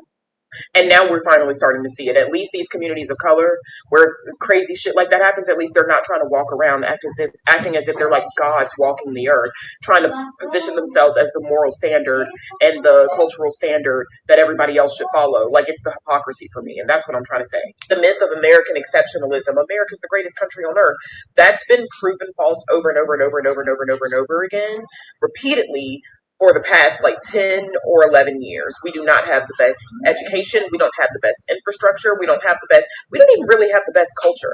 Like, our culture revolves around working ourselves to death. Americans aren't even the best at living life. Everybody's waking up to how evil the white evangelical church is. So all of these white Christians who for the past 400 plus years have been the gold standard of morality and character in this country, or they appointed themselves as the gold standard of morality and character in this country. Now we're all seeing how morally bankrupt and fucking rotten white Christians are. But the thing is, black people always knew that white Christians were morally bankrupt and rotten because it was white Christians that did slavery. It wasn't atheists doing slavery. It wasn't fucking Buddhists during slavery.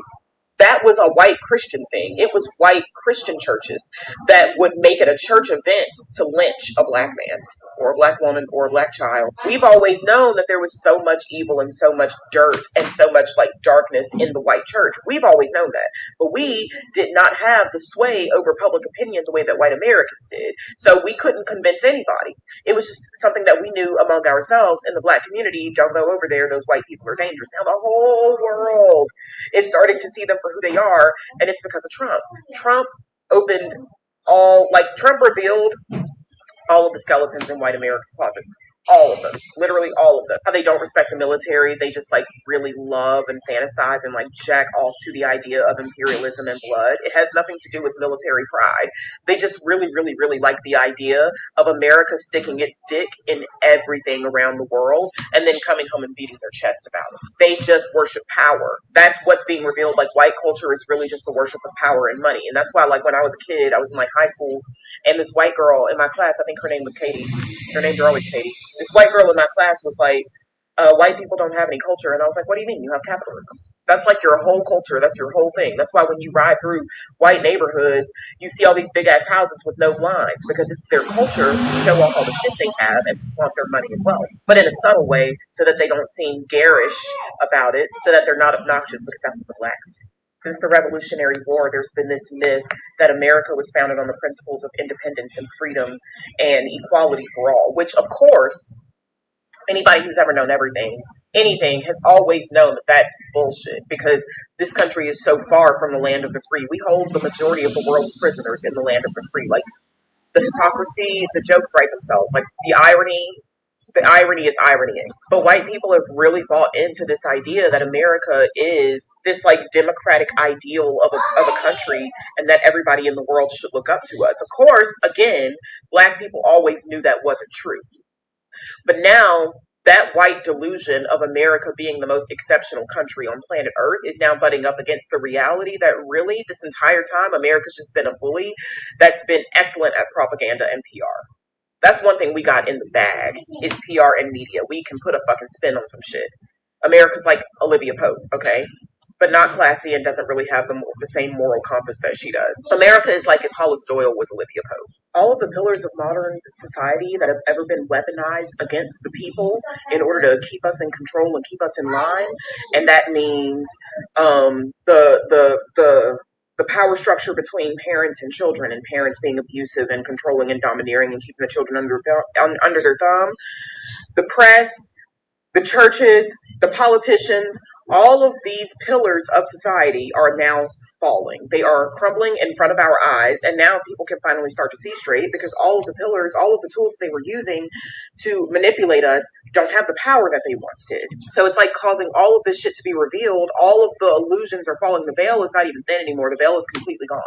Anybody who can no longer see through the veil that's not there anymore is doing it by their own volition because they just cannot bring themselves to wake up to reality. All of this is happening and it's making me feel better because for this entire time, black people have been gaslit to hell and back about what reality is by these colonizers. Because, and I've said this before in my Howard Zinn videos, one of the colonizers' most formidable and fatal weapons is dishonesty.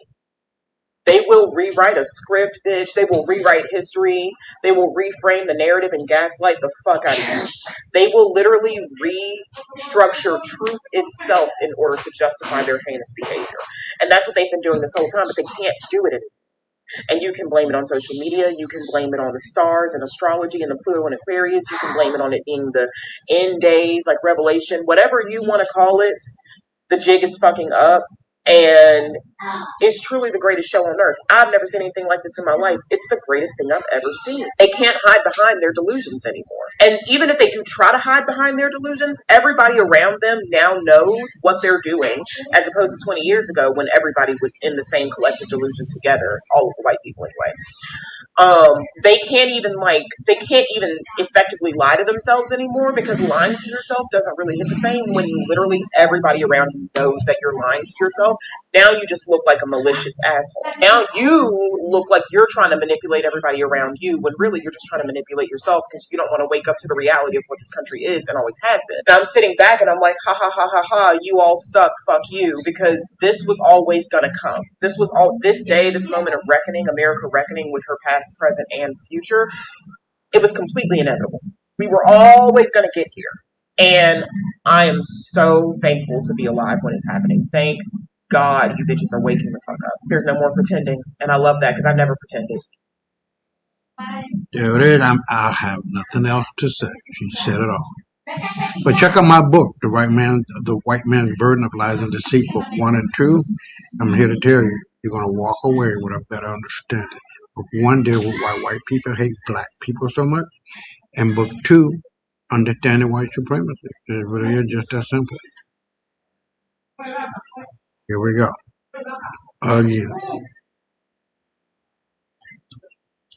Ooh, I don't wanna grow up. Wish I'd never grown up. I could still be little. Ooh, I don't wanna grow up. Wish I'd never grown up. It could still be simple. I regret to inform you that we live in a country that permits sodomite, pedophile, sex offenders to rent wombs for the explicit purpose of separating that child from his natural mother for the entirety of his life, only to be raised by sexual degenerates. So why am I sharing this video with you? Is it to get you outraged so that you'll put how outraged you are in the comments, and this video will get engagement and it'll go viral? Yes, that's part of it. That's part of it. You're not outraged enough. We're not outraged enough in this country. We need these stories to keep going viral. We need you to be outraged. We need you calling your legislators. Any state that permits sodomite surrogacy or sodomite adoption, we need to be shouting from the rooftops how we will not put up with it until our politicians listen, until it's on the party platform, until we can make it very clear that you will not get our vote unless you are doing everything that you can do to pass laws against this absolute filth and degeneracy. That's why I'm posting these videos. Because if we want to change the laws to accord with the law of God, if we want to pass righteous legislation, it begins with the people of God getting outraged about the wickedness in our nation and then getting our politicians to pay attention and then refusing to vote for anybody who will not do something about it.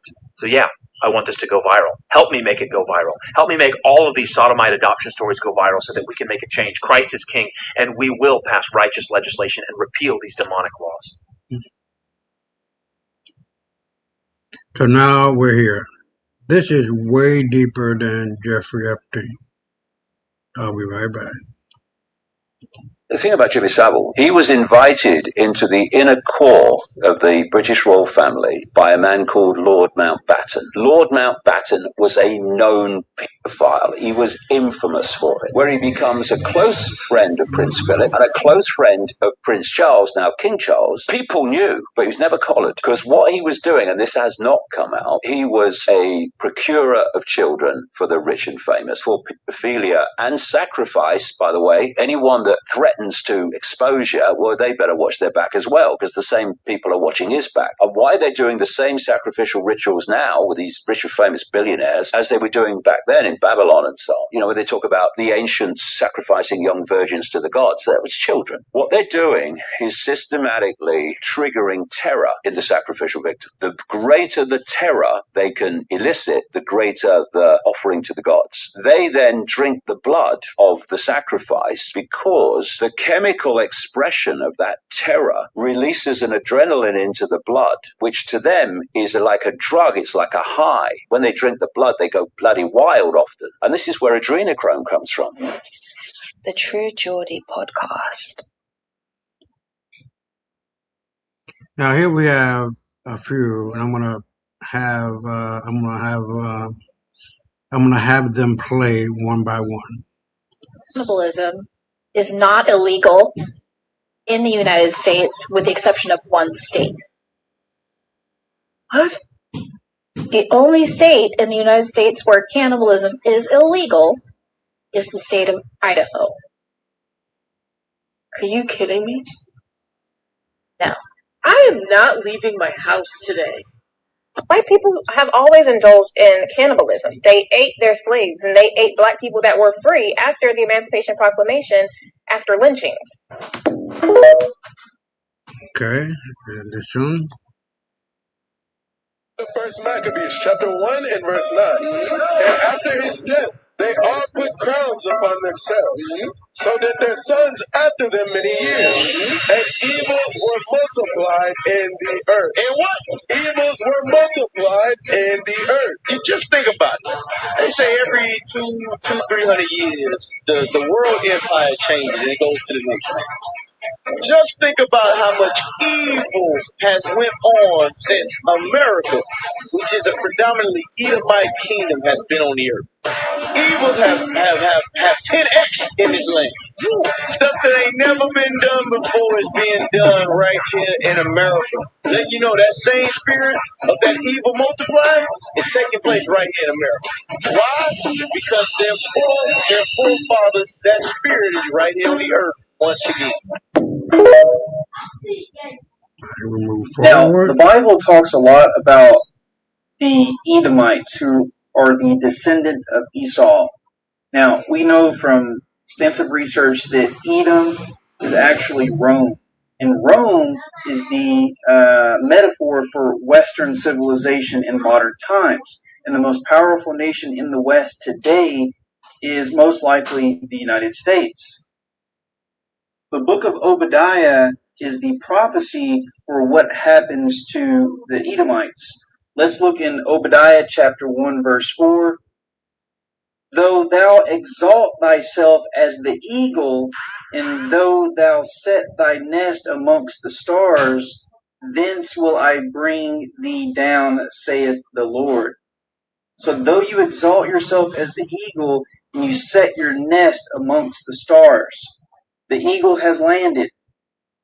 Now, this nation, or Edom, is described all throughout the Bible as being very heady and high-minded and proud and going against the laws of God in various different perspectives. Now, many people think that Edom is actually a metaphor just for all Western nations and not just specifically the United States.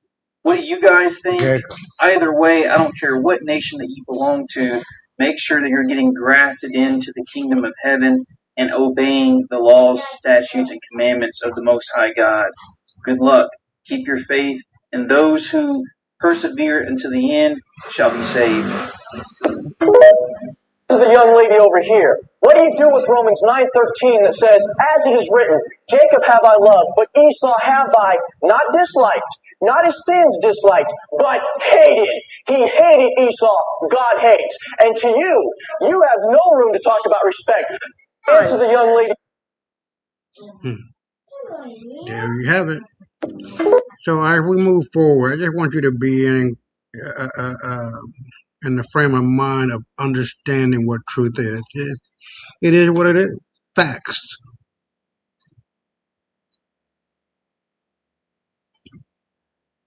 And here, Diana, Queen Diana, Princess Diana, excuse me. Within these very walls, you see the truth they've tried to repaint. The original European royalty were Moors. The Moors were doing so much fucking in Europe, trying to help us to get rid of our animal gene. They Oh, wait. Hold on. Go back here.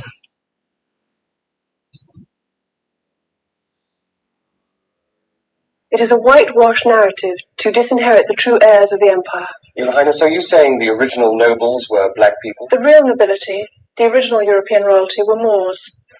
They've hidden this history to maintain control over trillions of dollars. These Moors were present on both sides of the Atlantic, ruling from old America to the courts of Europe.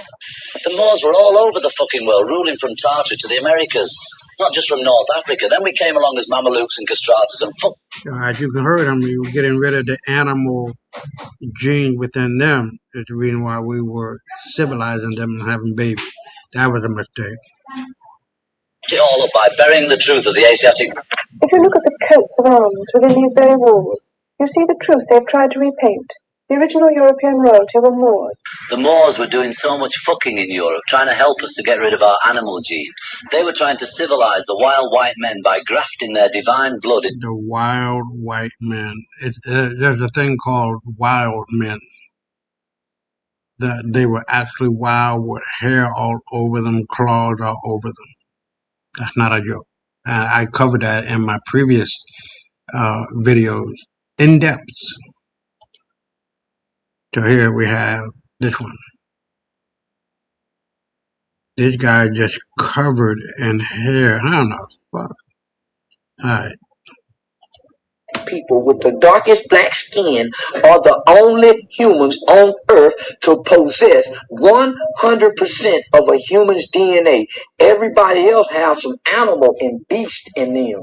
That's why their hair don't grow like our hair. That's why their hair grows straight like a monkey. It goes straight like a dog. It goes straight like a sheep. They don't nap. It don't kink. It don't kink. It don't kink. It don't kink. So if you think I'm lying, just study science. Science will prove that black skin, the darker your skin is, the blacker you are, that is evidence that you are 100% human. The lighter your skin are, you ain't 100%, baby. The result indicated that Neanderthals were genetically closer to Europeans and Asians than they were to Africans.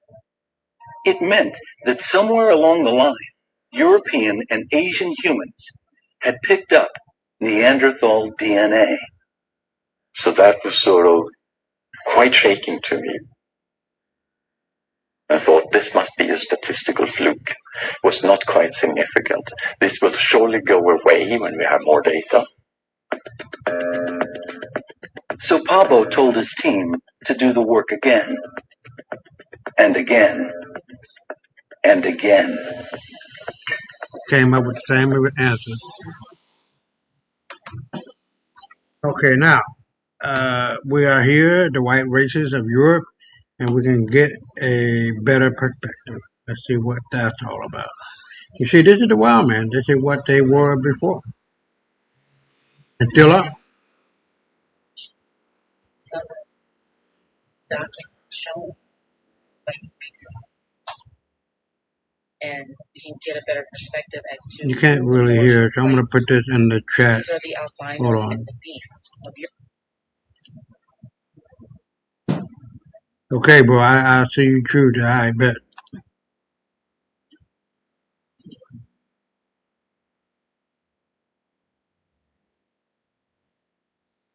Man, yeah, I did send a link, man. I sent the link.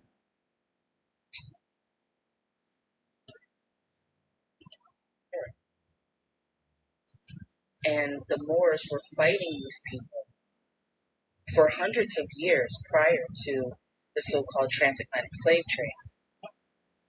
And one Hold on, let me interesting thing I wanted to let me do a better one. show you. Let me see if I can play it on the little speaker that I got. Hold on.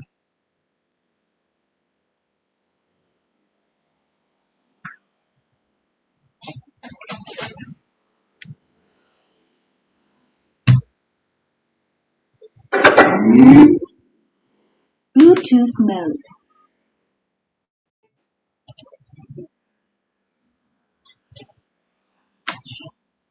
The white,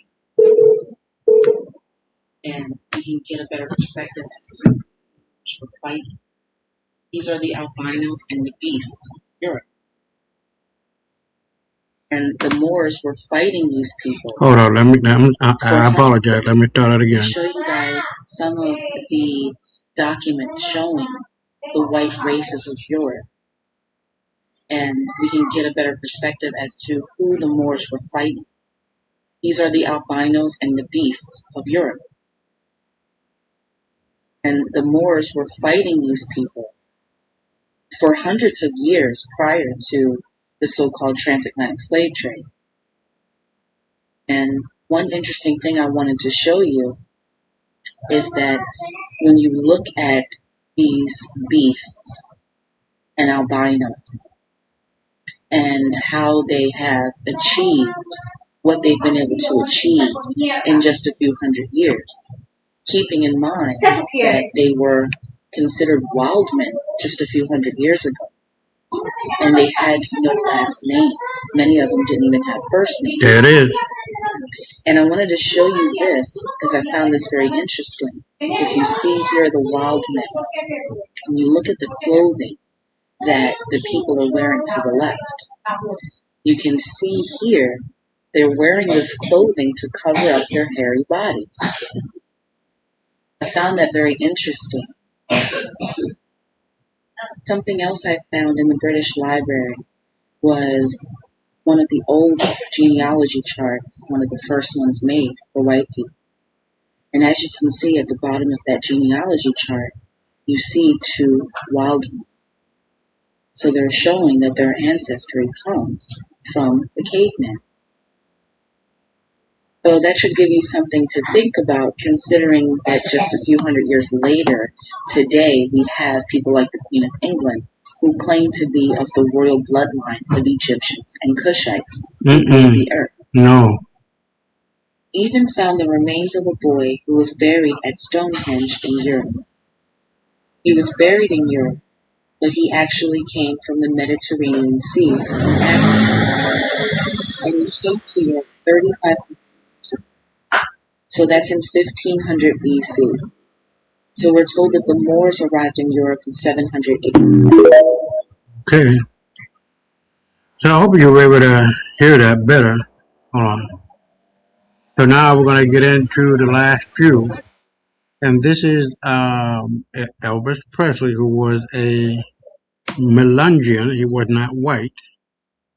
And Johnny Cash talking to you or explaining who the Moors were. We're standing in the real Egypt of the West. They added 1,000 years to the calendar just to hide the fact that the original Jews were the ones running this whole empire before the cleanup.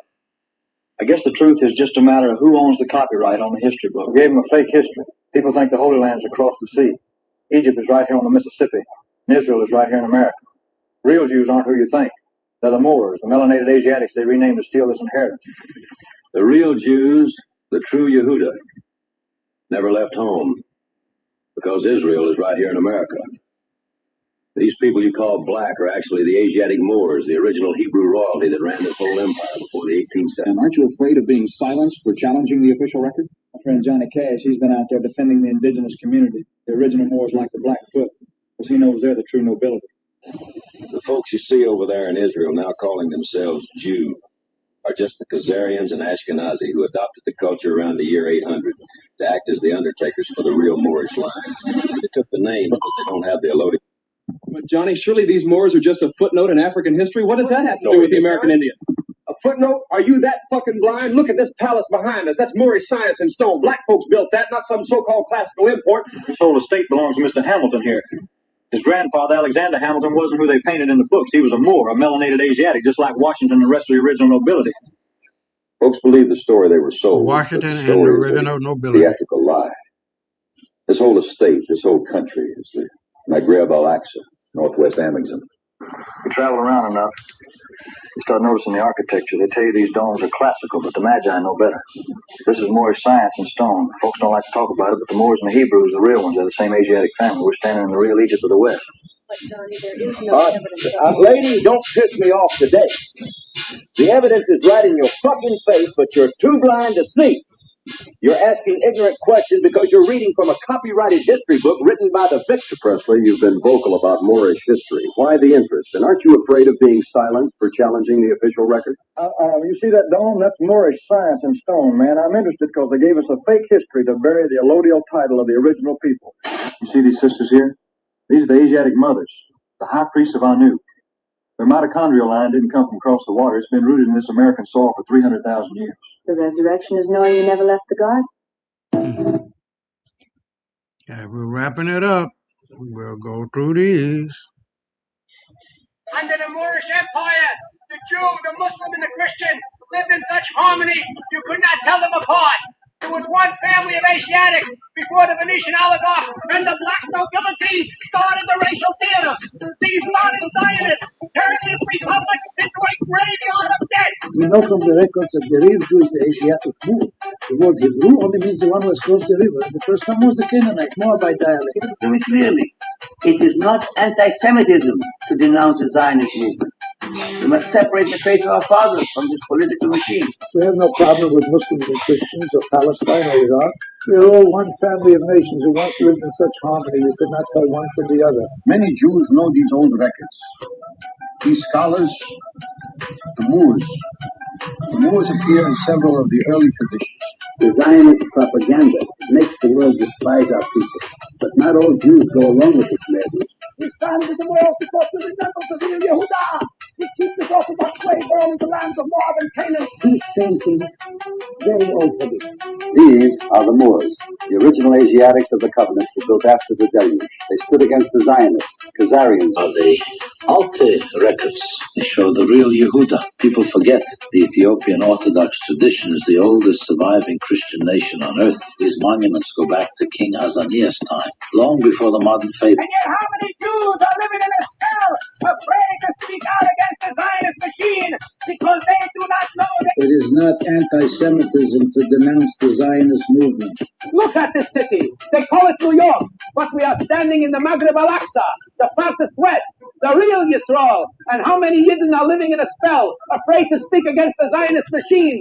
Many communities of scholars lived across different regions. These images represent how some ancient communities remembered their teachers. People forget.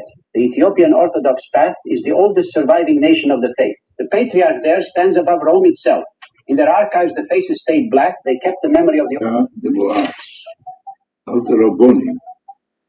Oars.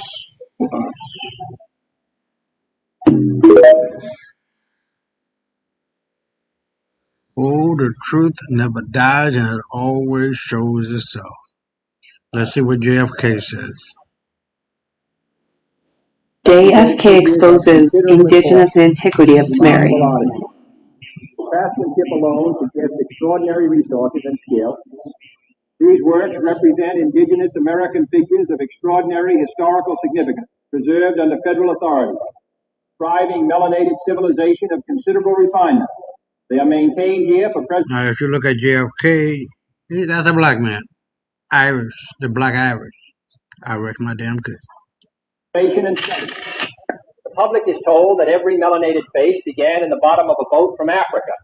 But these works depict the indigenous Asiatics of America. They didn't come from Africa. They were here, established and sovereign, before the continent even split.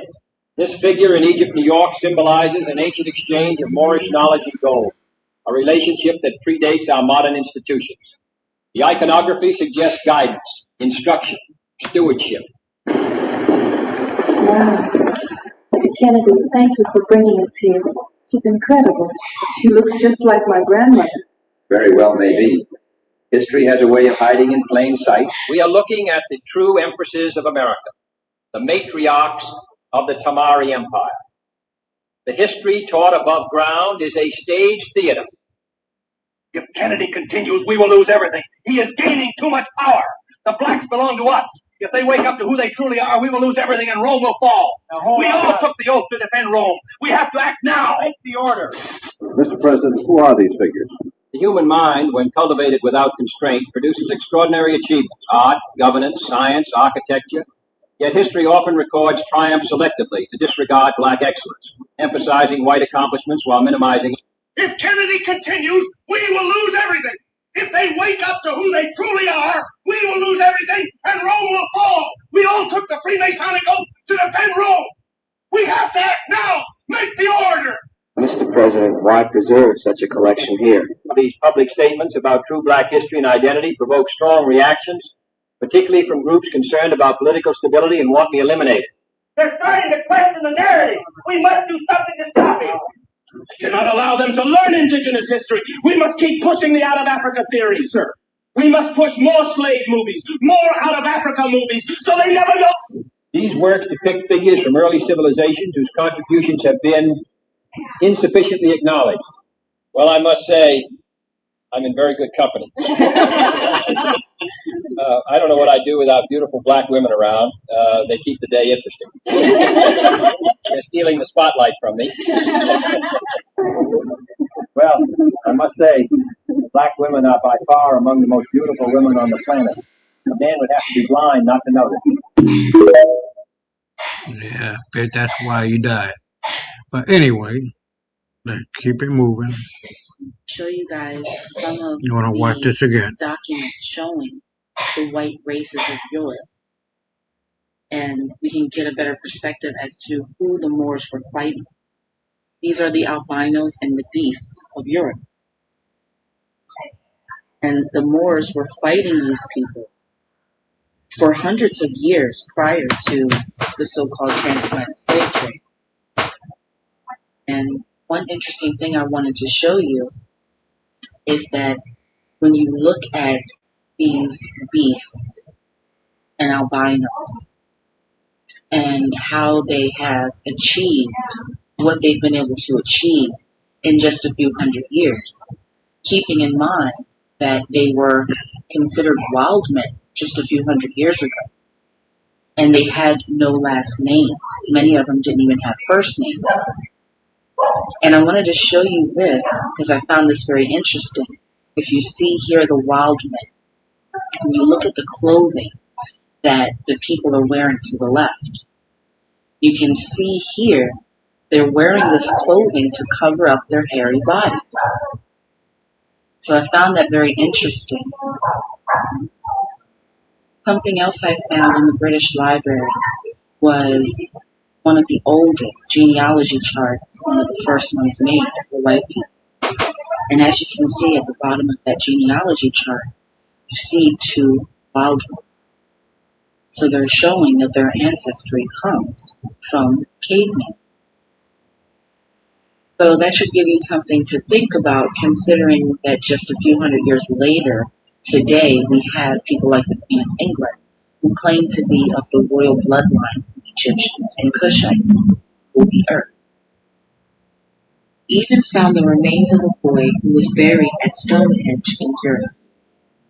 He was buried in Europe, but he actually came from the Mediterranean Sea. Hold on. Hold on. ¿Quién te acuerdes de mí? Si un día te olvidas como yo te amé, con esa canción que dice más para que la pieza por cantar, sin nada de sonar.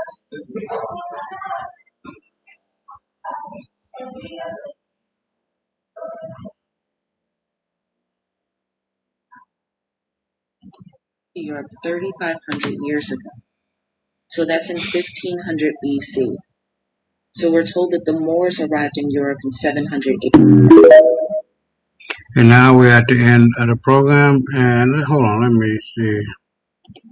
No, I know, bro. I sent you the early. I sent you the invite. Hold on.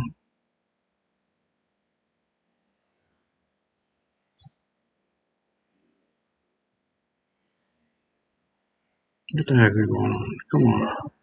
Stop turning around.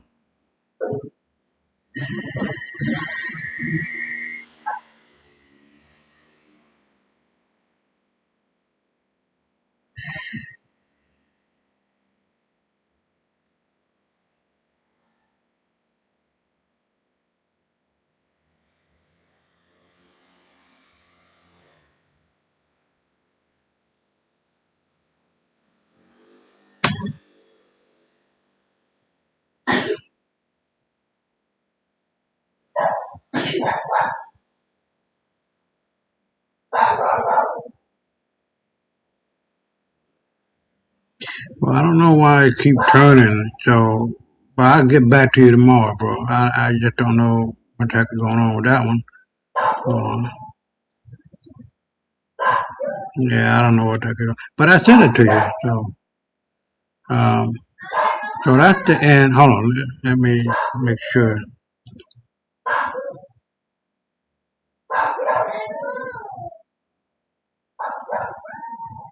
Okay, yeah. So I played that one. So we're at the end of the program. So I really wanted to thank everybody that came along and who were here, and hopefully it made a difference. That's all what it's all about. So for the next 24/7, 365, stay black and fuck all white folk. Peace.